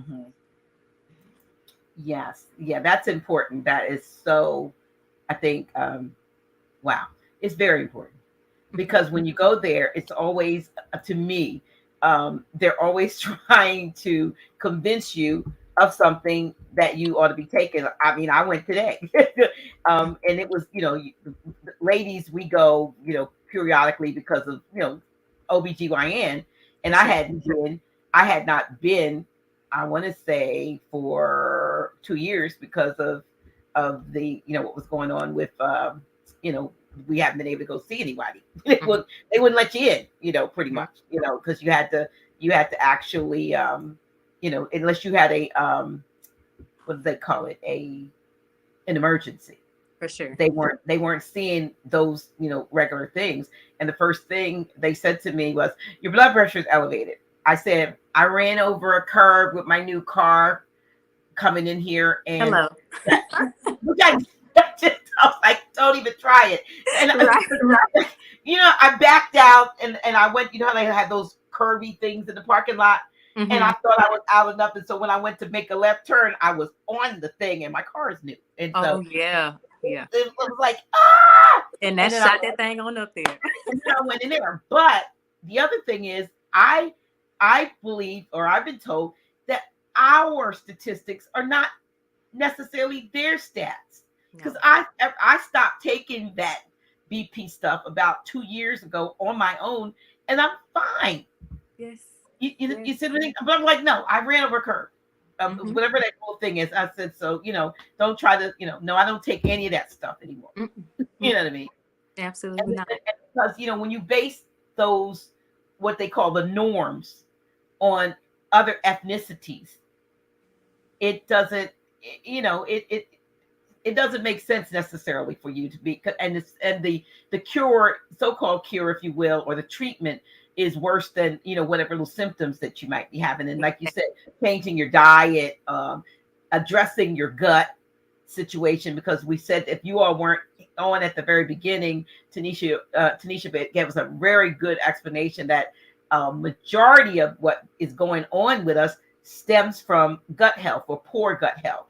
Hmm. And you're hearing about that now more and more, Mike, about the gut biome, about leaky gut syndrome, and all of that, all of those things that need to happen, which are really not as major as some of the treatments that you may end up with. People with, I remember when a lot of people were suffering from what is that thing called? And I think it's the same thing they said. Al B. Sure has been was in a coma for 3 months or something. They put him in a drug induced coma because he had like the irritable bowel, Oh, syndrome, or something like okay. IBS. Hmm. IBS. That's the gut, right? Yes, ma'am. So it's Absolutely. like, it can kill you if not treated Absolutely. well. Hmm. Because You now know. you're exposed to everything. So what probably happened with him is he probably got meningitis or something like that, or sepsis probably step in. You know what I'm saying? Like you don't have the proper bacteria to fight off the things that you need to fight off. So now when something happens, your body begins to have produce an autoimmune response. It starts to attack itself. Hmm. So it's so important. It's so important. Well, we are presenting this, and I am so happy with the fact that you are well studied, that you're not just, Thank you. you're not some, you say, jackleg, holistic healer. I'm not, but I'm just, seriously, because you really, you wanted to, you understand both sides of it. Mhm. You can talk the language. I'll be honest with you. Some of the things that, I was like, oh yeah, because I could see the RDW on the AO scare reports, but I didn't know what it was. I'll be honest with you. So I send the reports, say to Dr. Botanica or somebody who would Mhm. then know. I know that if it's a high number, then we're indicating we're looking at, maybe inflammation in that area or a diminishing function. in an organ or something. But we see all of that on the AL scan reports, and we don't take any blood from them and any urine. You still see it if they're RD. But I didn't know that it was important to the size. I mean, it actually has a description there because you can click. But I'm just saying, you know what that is. And so I was like, I see the RDW on the report all the time. Mm-hmm. You Mm-hmm. know, so now I was saying that that could be an indicator, of somebody's, potential susceptibility to having a stroke or heart attack. Yes, ma'am. But Are if you there know, strong platelets? right, so if you know these things, in advance, and I'm sure there's probably holistic methods, if you will, for thinning the blood. Yeah. Mm-hmm. Ginkgo biloba is a great blood thinner. Garlic is a great blood thinner. Ginger, it's not as powerful as the others, but it's one that you can take even if you are on blood thinners. But ginkgo biloba is so powerful as a blood thinner that you cannot take it if you're on blood thinners. It'll send you Really? on up to the upper room. Well, I was trying to think of what drug it is, but there's some drug that it will say if you cannot take grapefruit if when taking it. What does that means? What does grapefruit do? So grapefruit must be something that it does, Yes, that it they've acts as made something mm-hmm. synthetic. So what is? Do you know what grapefruit is? Um, so Allison is on my mind right now. I know it's in garlic. I want to say I don't like to lie, y'all. So if it's not Allison, just forgive me. That's what's in my mind right now. So I'm gonna trust my instinct and say Allison. If it is not, correct me. Okay. I'm a human. My ego is dead. I don't care about being wrong. But I want to say that it's the Allison that's in citrus fruits as well that can they can act as blood thinners too. So Okay. a lot of the times when you're dealing with issues of the blood, taking things like grape juice is really good, and it won't act as a blood thinner. But when you add the citrus in as well, when you start to take those grapefruits and all of that good stuff, your lemons and your limes and your oranges, the citrus things, right? They can act as blood thinners. So if you're on blood thinners, doing a lot of citrus juices can be dangerous. Blood thinners would be like, say, like Coumadin or something like that. Those types of things, They right? have so many different types of them. I think it's warfarin is one of them as well, but they have Warfarin. so many. Okay. Yeah. I think so. But they have so many different types, and so whenever I know that there's a blood thinner, even whenever I get a list, even if it's something that's common that I know, like when you see the pines, amlodipine, all that good stuff like that. When you see the pines, you know that those are calcium channel. I'm sorry, ACE inhibitors. No, calcium channel blockers. Anything that's PINE at the end are calcium channel blockers. But even though I see them as pine, I'm still going in to ensure because they have so many different crosses to different things, right? So you want to just ensure that you know, okay, is this a blood thinner, and be sure about that before you go and take things that are going to assist in thinning the blood. And if you aren't on any and you're dealing with high RDW, high platelets, then go ahead and take you some ginkgo biloba. Okay. Okay. So I mean, is there any ginkgo biloba that is better than others? I mean, like, do you in some instances do you send your clients to say, oh, you can get that from whatever the pharmaceutical, not pharmaceutical, but maybe there's a nutritional wellness store you can get that, or do you For sure. put all that together for everything together yourself? So for me, I give the client the option. I try to empower my clients. I want you to, I really try to like, here, I'll tell you what you need to get, what you need to do. I really try to get them to get and mix them themselves. So if I'm having you take a tincture, you can go to Sprouts or Whole Foods or your local health food store and get these different tinctures. And I will tell you how much you need to put in each bottle to make the blend that you need. But most of the time, people are like, nope, I want it done right.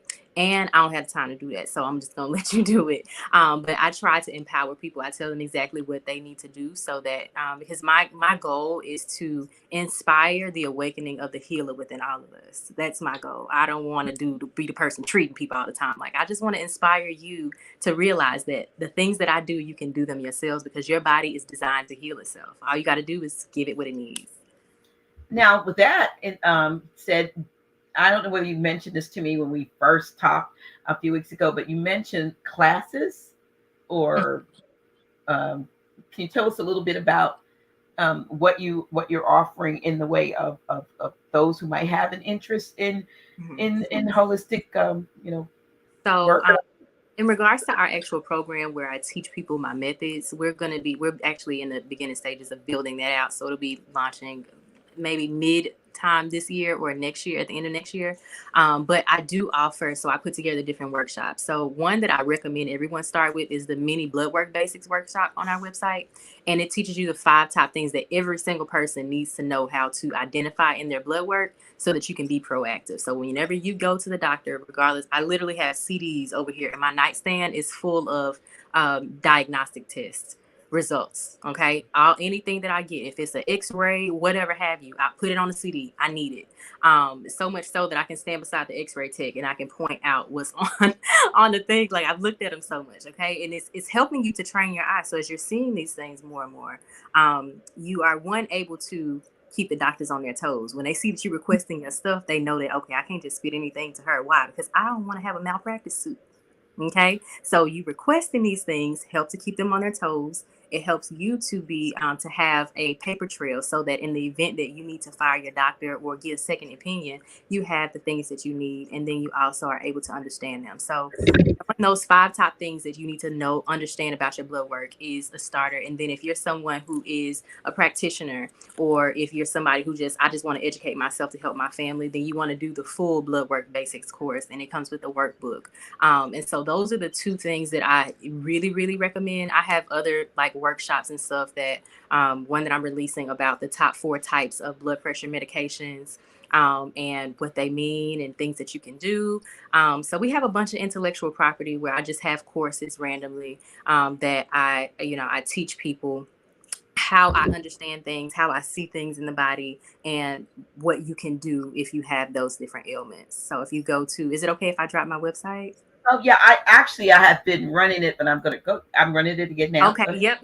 Okay. I see it. So you guys here, royaltyholistics.com, and you can check out the different, if you type in IP, it stands for intellectual property. You'll see all the different workshops and stuff like that we offer.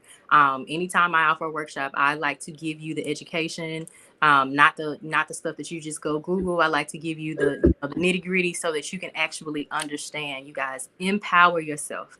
Even with me, with Dr. G, any other practitioner, make sure that you're asking questions. Make sure that you do your own research, because this is your body. You have to live with yourself. And so the last thing that you want is to be giving your health placing your health into the hands of someone else, regardless of how much you love them or trust them. It's not even a trust thing.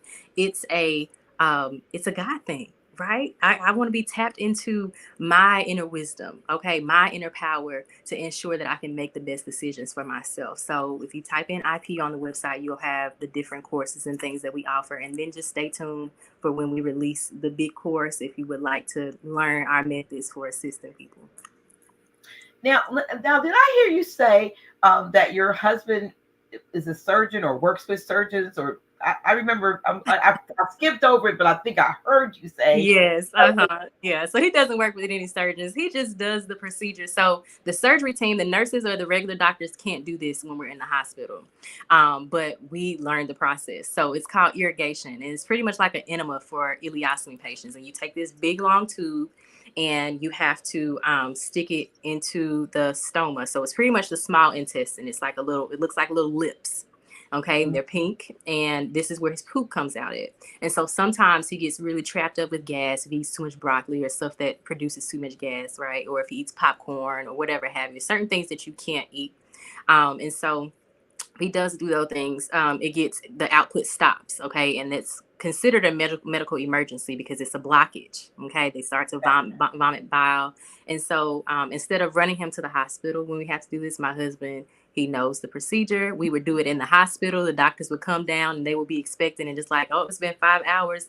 No, we're just gonna go ahead and do this. So he pretty much taught himself to do the procedure, to keep everything sterile, to do all of those good things, and to relieve him. So he pretty much irrigates him in times that he needs to, and it keeps us out of the hospital. Oh, so he's able to do that at home for your son, so Yes, you don't ma'am. have to go to the hospital. And Mm-hmm. then again, that is being proactive, and that is taking your child's health into your own hands, Right. until he gets to the place. And I'm pretty sure that, he'll probably pick up some type of, he'll want to be doing something, in that nature, like I my think mom so. did this for me. So I'm going to do that. But yeah, so taking matters into your own hand. Oh, you were going to tell us the six Hmm. channels. Was it Yes, the 6 ways the body eliminates. elimination? Yeah, Uh-huh. the body eliminates. Can you share that? I want to make sure you do that Yes, before ma'am. Your we. memory is so pristine. Oh, your Who's memory is memory? so pristine. Who's memory? My memory. Yes. I said that at the beginning. We're like an hour and 30 minutes in. You're like, oh, no, you remember you said this. Yes, that's right. So I will tell you later on. For sure, for sure. Yeah. Okay, so you have the lungs. That is an elimination pathway. I mentioned deep breathing. Okay, if you're breathing shallow all the time, which most of us do, it causes you to have high stress. And you cannot, whenever you're inhaling, okay, inhaling through your nose, people shave their nose hairs. There is a filter.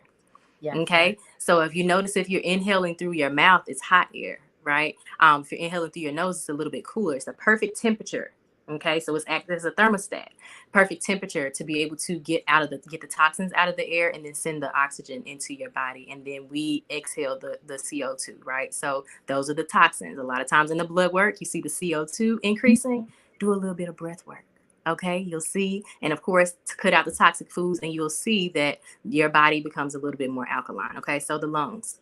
Then we have the lymphatic system. It's our body's sewage system. Okay, you have the lymph nodes, you have the thymus gland, all of those good things like that. The skin is a part of your body's lymphatic system, and so I call it the sewage system because if I come through your city and plug up all of your lymph nodes and your lymphatic system, or I'm sorry, if I come through your city and plug up all of your drainage pipes, your sewage pipes, right?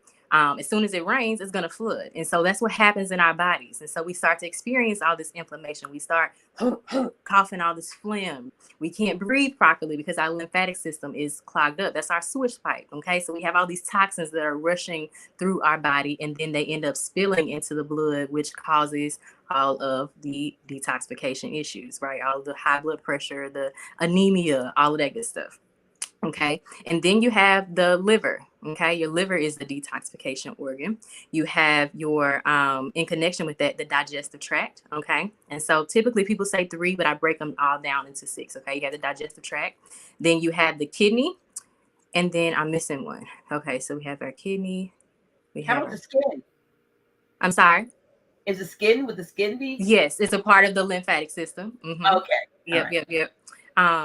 So I said the lungs, the liver, yeah. So the skin is the 6. Yes. Yeah. So when you look at those different things, so of course you can break them down. You can group them up into 3, but I like to break them into 6 because to help people, one, understand the body. And so if you take those 6 and you look at every health condition that we have, you'll be able to pretty much put them into like a tree branch, right? So you know how you have the family trees and you have the top people. If you do that and then you look at all the different ailments that we have, they're going to stem from one of those 6.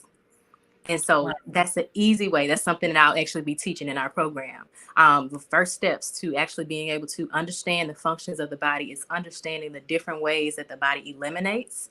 And when you can understand that, you'll be able to understand the different ailments and how they show themselves in the body. So it's a quick little cheat sheet for y'all. That's good because I do know, some of the things, just a quickie for people is that, and some already do that, but body brushing.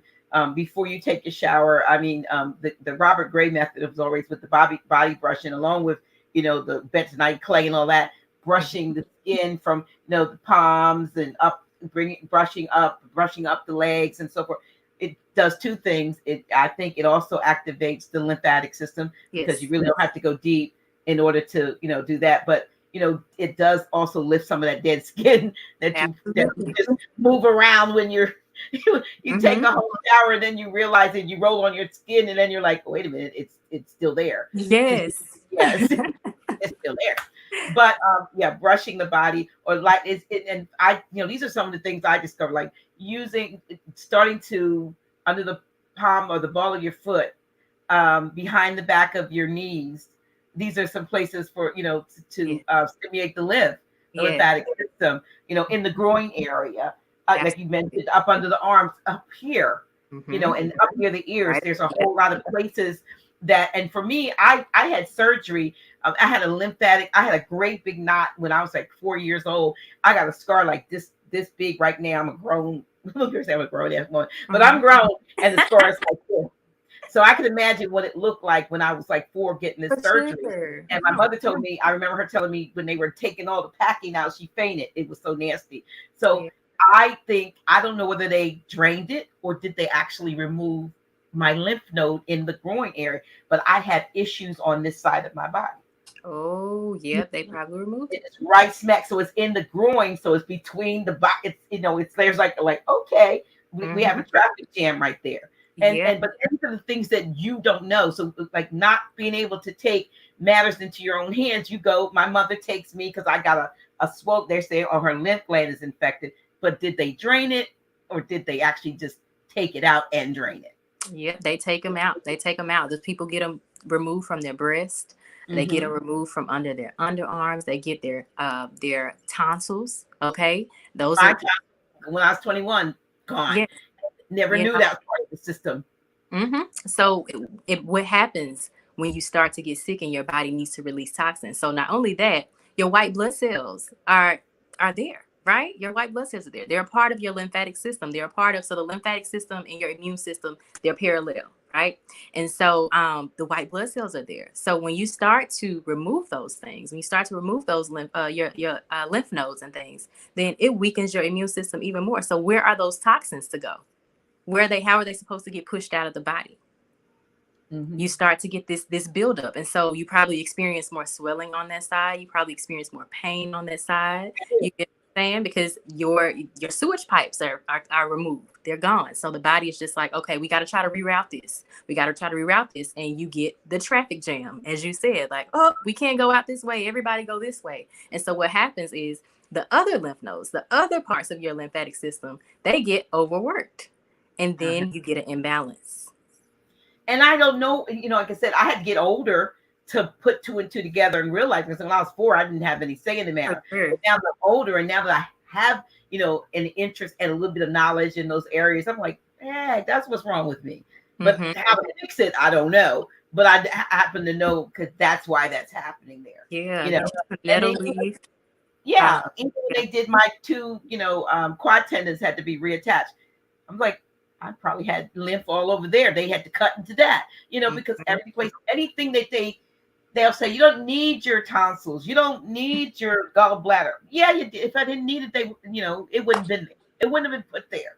Exactly. I still have my gallbladder, but I have a friend whose gallbladder was removed, and like everything that they take out, they claim you're all right without it, but you're really not. Right. What I'm all right without is this surgery, because if I was supposed to have a surgery, I would have a zipper.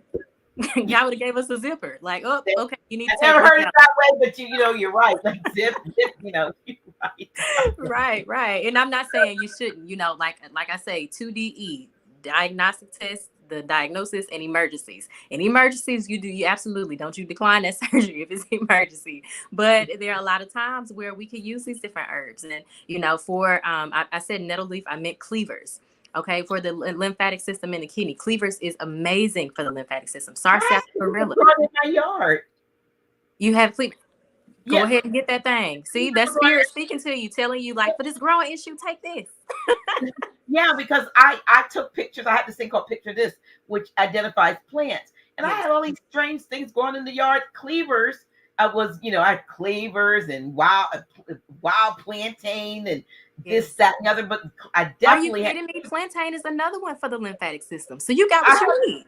That's been growing in my yard. You got what you need. That's so divine. I love that. Like, that's so divine. Yeah.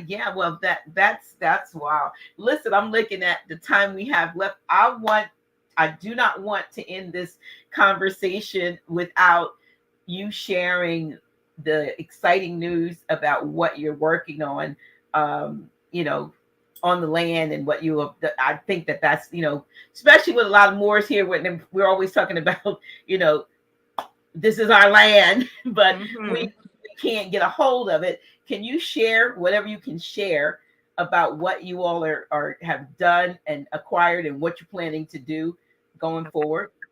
All right, this is so exciting. I didn't even know you were going to bring this up. So, as of yesterday, we just acquired our first 13 and a half acres of land.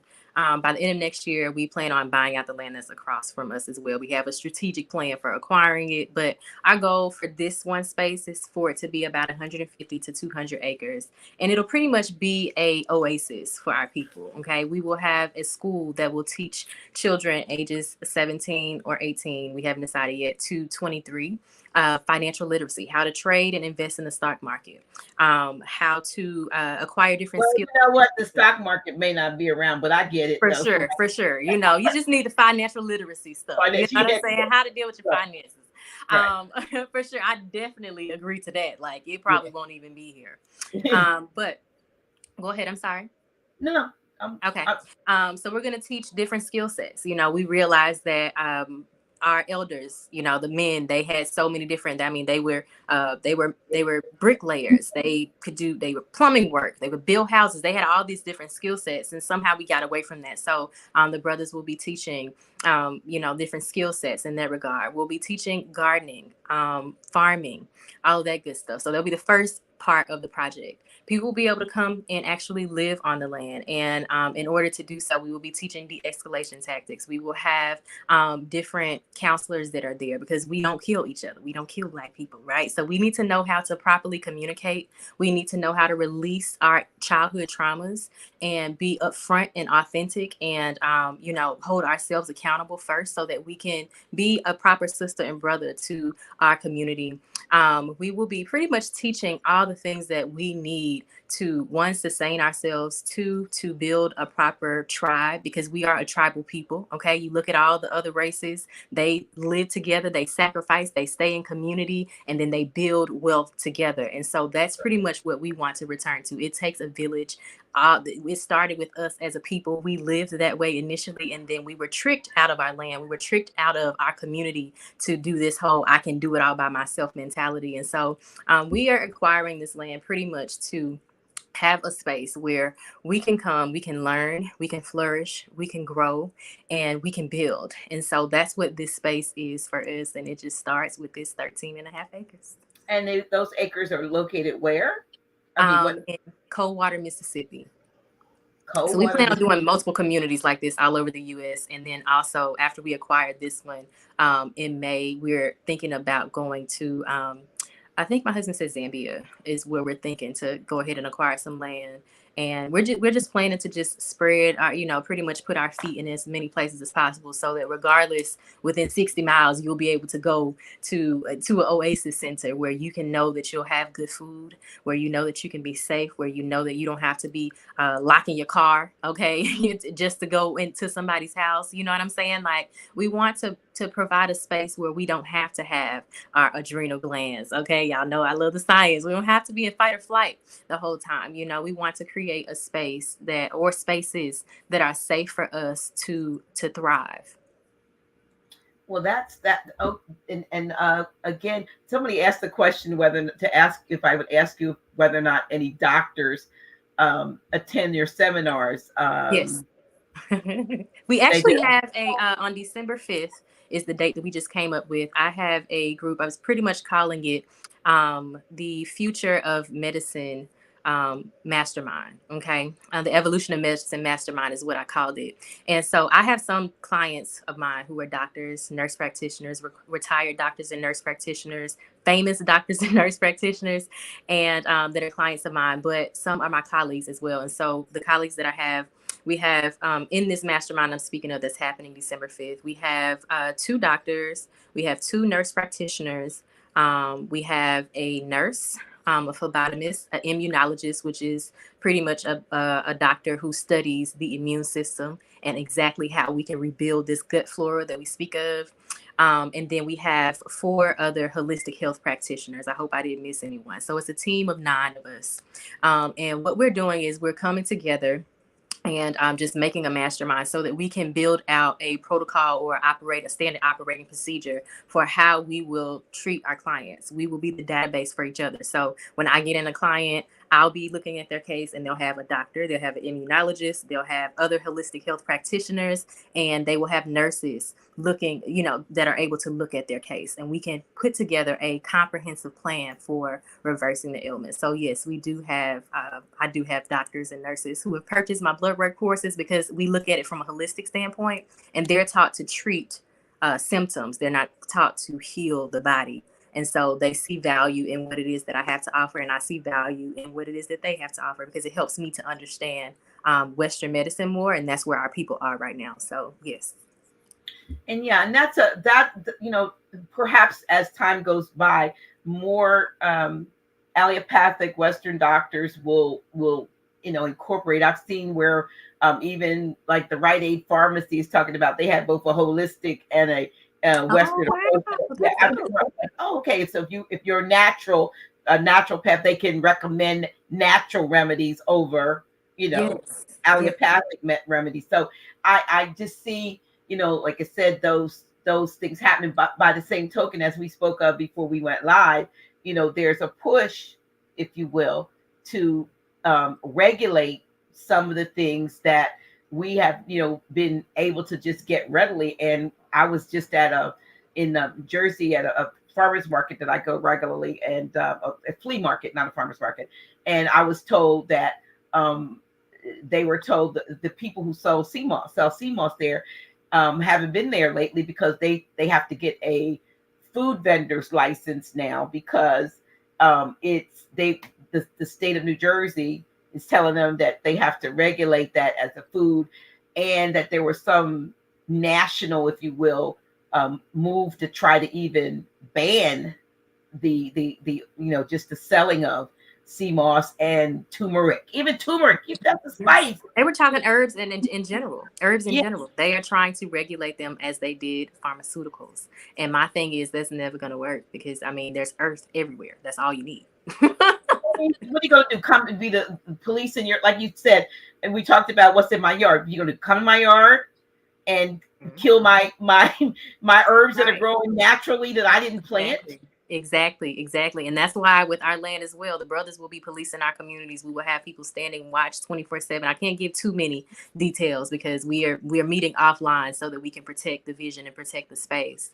But we have to protect our space, because once they know that you're there, they're coming. Yeah. And that's so unfortunate. That's the part that makes it, that, to me, that's so sad, because we are, getting to a place now where we're waking up, and we realize that a lot of the things that we have been subjected to have not always been to our good, but many have been to our detriment. And as we are publicly have to use these types of forums to talk about the things that we feel have been done to us, it seems like, then we get censored, and we can't even tell the truth about, what's going on with us. So yes, as I said, even with the women, already, we know that we have to do things, go back to the holistic way. And we even got to figure out or remember how we connected. Some of the sisters are here I can see on the call. We have to learn how to connect offline, just as if we were picking up, a phone or something, because that's going to be the only way. It's going to be the only way to get anything done. We can't do it in open forums like this. Absolutely, because they will shut it down. They will. And, it makes us, it puts us in a space of fear, because we're so used to everything being microwave at the touch of a finger. You know what I'm saying? But what it's going to do is it's going to force us to go back to ways of, we're going to become a communal people, because we're having to travel. Like, man, I have to have this conversation with Dr. G. I need to go out here and make sure that I can actually lay hands on her. I can touch her. I can see her. You get what I'm saying? Like, we become so detached and so desensitized to so many things, because it's so simple to just pick up the phone and type or just call. And so I think that, as scary as it is, a transition, we survived before. And so I feel like, it's gonna be beneficial for us as well to be gathering more. Absolutely. I'm going to see if I can. I know this is going to be big if I do this, but I'm going to see if I can get this to put across the screen, because folks are asking, okay, here we go, how they can get in touch with you. So instead of it scrolling, you could take a screenshot of all of Tanisha's contact information, which is right here. Dr. G, this number is actually my personal line. So Oh, you is it? got, Take that so down. what I'm going to Okay, have you you know guys, what? It was actually on it was on what you sent me, and I thought it was on that link. So let me come down from that. All okay, right. I'm going to I'll give tell you you. guys a number to text. Okay, so what you can do is, I'm going to put it down. Tell me what it is. okay, And it's 901 uh-huh. 329. All right. And I do apologize because it was on No, the it's same totally thing. fine. It's Okay, totally the last four. 8561. 8561. Uh-huh. All And right. if you text Dr. G to that number, I'll know that you came from Dr. G, and I'll kind of know where you are in our funnel. When you text that number, you're going to get what I told you guys, the sheet from Okay. sheet to leading authority. I'm going to put that in here. Text. Okay. Dr. Um, G. Dr. J. Mm-hmm. Do. Okay. Let me take Yep. this part. And so that's our text line. And so we just answer that throughout the day. Okay. You'll speak to. Let me put that space there. Why did I get that space there? Yeah. Let me fix it one more time, y'all. And then it's 901. All right. That's I put an extra one in there. Mm-hmm. 901, and here's an extra space I'm going to take out. And there we go. Yes. All right. So here's how you contact her. Text. Yes, there you go. Text Dr. G to 901-329-8561. You can email here at trobinson@royaltyholistics.com. And here's their website. So if you're interested in somebody was asking about workshops, your seminars rather. So here's all of the contact. And disregard that earlier number. Do not call her on her personal line. I'm gonna be angry with y'all. I'm good at setting boundaries in a gentle way. You know, I'm not real rude or anything. I'm just gonna direct you to the line in which you should contact me at. It's totally okay. fine. And if you text Dr. G to 901-329-8561, then you are going to get. Is that the From Sheet to Leading Authority audio for free? So me and a nurse. She was an ER nurse. We kind of talked about the importance of going into the doctor and being the authority. So I teach you the different things that you need to do to do that, and tell you different questions and things that you should ask your doctor. So that's pretty much the first step in doing anything when it comes to working with me, is listening to that, so that you can kind of switch the things in your healthcare team. And then if you text that number during business hours, so Monday through Friday, 8:30 in the rising to 5 p.m. Central Standard Time. My husband and I, it's just us right now. We're going to have a virtual assistant soon. So we get back to you guys as quick as we can. And that number is for general things. So if it's something real quick, hey, I got a sty on my eye, what can you do? I'll text you back, hey, take you some eye bright. You know what I'm saying? Things like, it's really for quick general things. And then if you have something that's really specific to an ailment, or hey, I'm on these medications, I'm dealing with this, I need some assistance, I recommend that you guys book a consultation. If you go to the website, type in wellness, you can book a consultation there. My schedule fills up super fast, so it's best to go ahead and get it booked, and then get your blood work done so that you can email it over to me. So anything that's really quick, that's easy for me to answer, I am open. I'm an open book. I'm willing to share all the information. But if it requires me to sit, as I said, I'm really specific in treating. So if it requires me to actually sit down to look at specifics and take time away from my family, then book a consultation, please. and I of course I will tell you all, since we're at it, that if you have not gotten an AO scan, either gotten your own personal scan done, or you can get your own scanner. I'm going to be sharing, I guess probably of mine, because I wouldn't send anybody else's. I'll do a scan, Tanisha, to send to you, so that you will see what the reports are like, because Please. so you will see how really concise. I mean, it's chock full of more than anything you're going to get regularly. Are we able to do one like distant, or do I have to be near you to do it?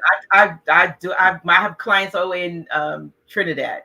Okay, please. Like, I would love to get that service so that I can, and maybe we can do some type of collaboration there or something like that. Or you could add it into what you're doing, because that way, instead of sending them somewhere else, and particularly even if they don't have Yes, yes. insurance to get it done, then you can actually do that. You can, I'm work. I'm gonna I remember us speaking about that. So Right. definitely I'm gonna go ahead and grab one because that's gonna be so beneficial. Clients won't have to wait to get blood work. They don't have to fight their doctors for it. We can definitely do that.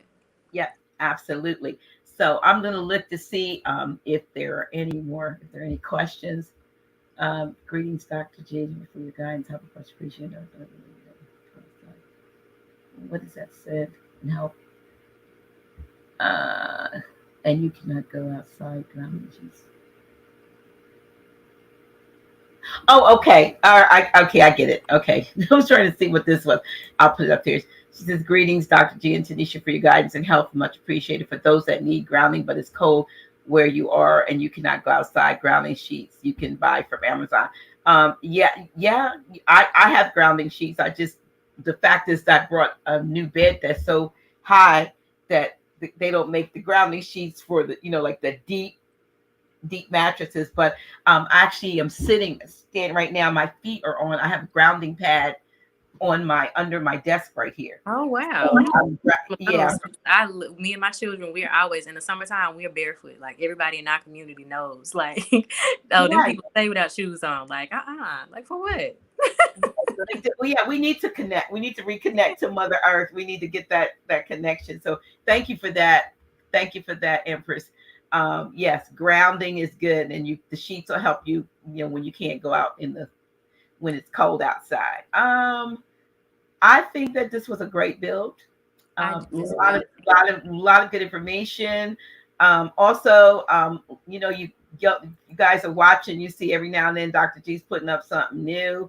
And Tanisha's not going to mind me putting this up, so I can at least say to y'all, text me if you want if you want more information about this. I'm trying to find it. Here we go. Here we go. Here's my little thing. It says, "What's lightweight X39? Want to know more? Text X39." Everybody should know my number by now by heart. 302-345-0500. I want to tell y'all about this right here. If you don't know what it is, you need to text me and I will tell you what it is. But you got to text me. You know the number. Just text X39 in your name and then I'll give you some information and we go from there. Like I just screenshot it because I'm gonna be texting you too. Okay, well, I'll send it to you. I'll send it to you. You all, I love y'all, but you know what? I need you all to share this video. This information was it's so vital, so important. Tanisha is you are such a knowledgeable woman, and I'm so happy that you ditched engineering and decided to go into healing. Again, it is, yeah, because like I said, when I heard you on the Willie D live show, I said, I got to get her on the show. And I know when you called me back, finally, I was engaged and trying to get through the line engaged, and you don't usually do it the way you did it, but you said it was something, there was a connection. And I thank you, for overriding your normal Thank you. way of coming on a show and coming on Office Hours with Dr. G.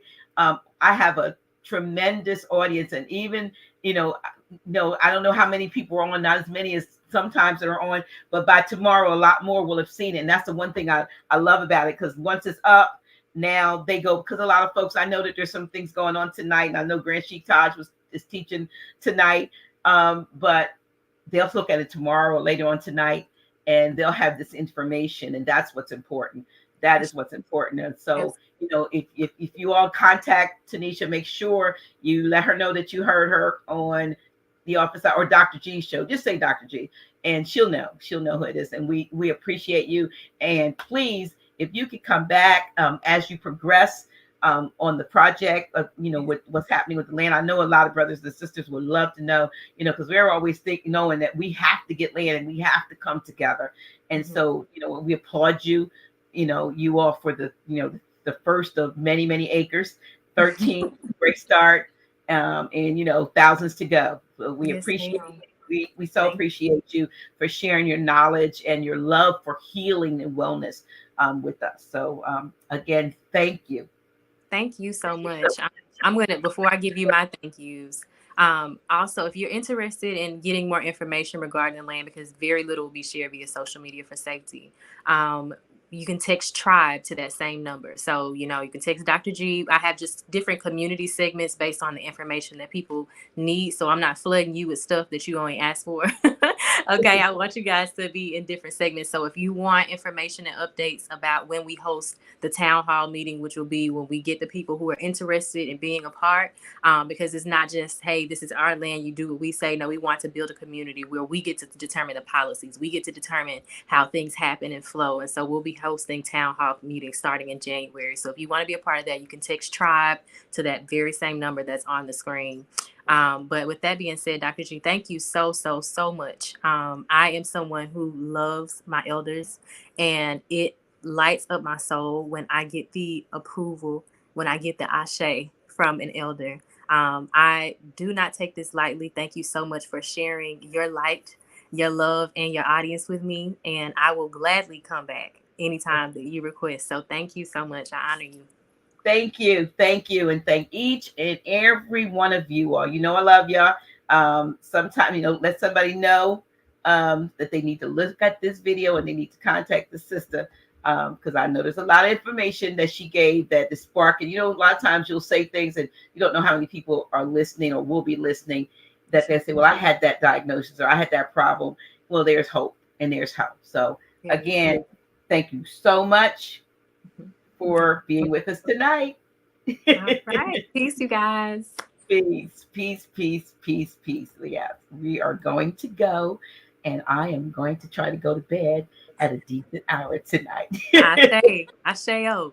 I say, oh. All right, y'all. All right.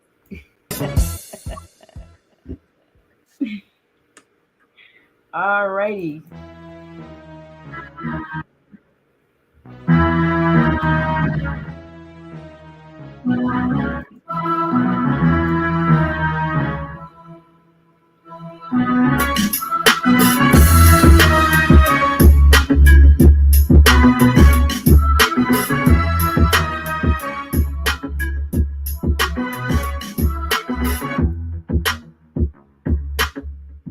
Dr. G.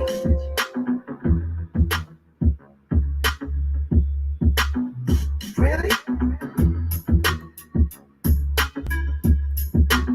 Who's she?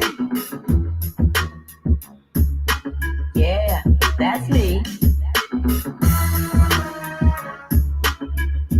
Dr. G.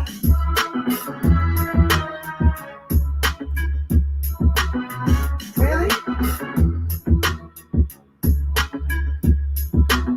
Who's she? Yeah, that's me. Dr. G.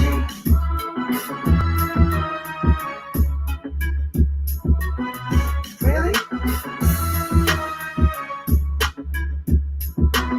Who's she? Yeah, that's me. Dr. G.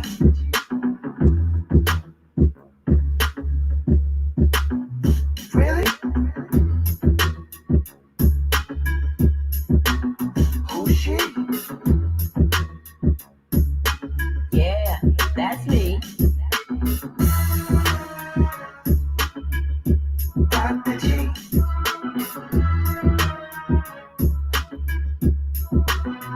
Really? Who's she? Yeah, that's me.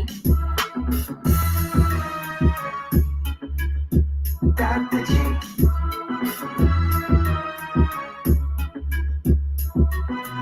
Really? Who's she? Yeah, that's me.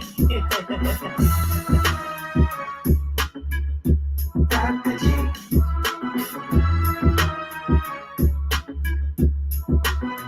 Really? Who's she?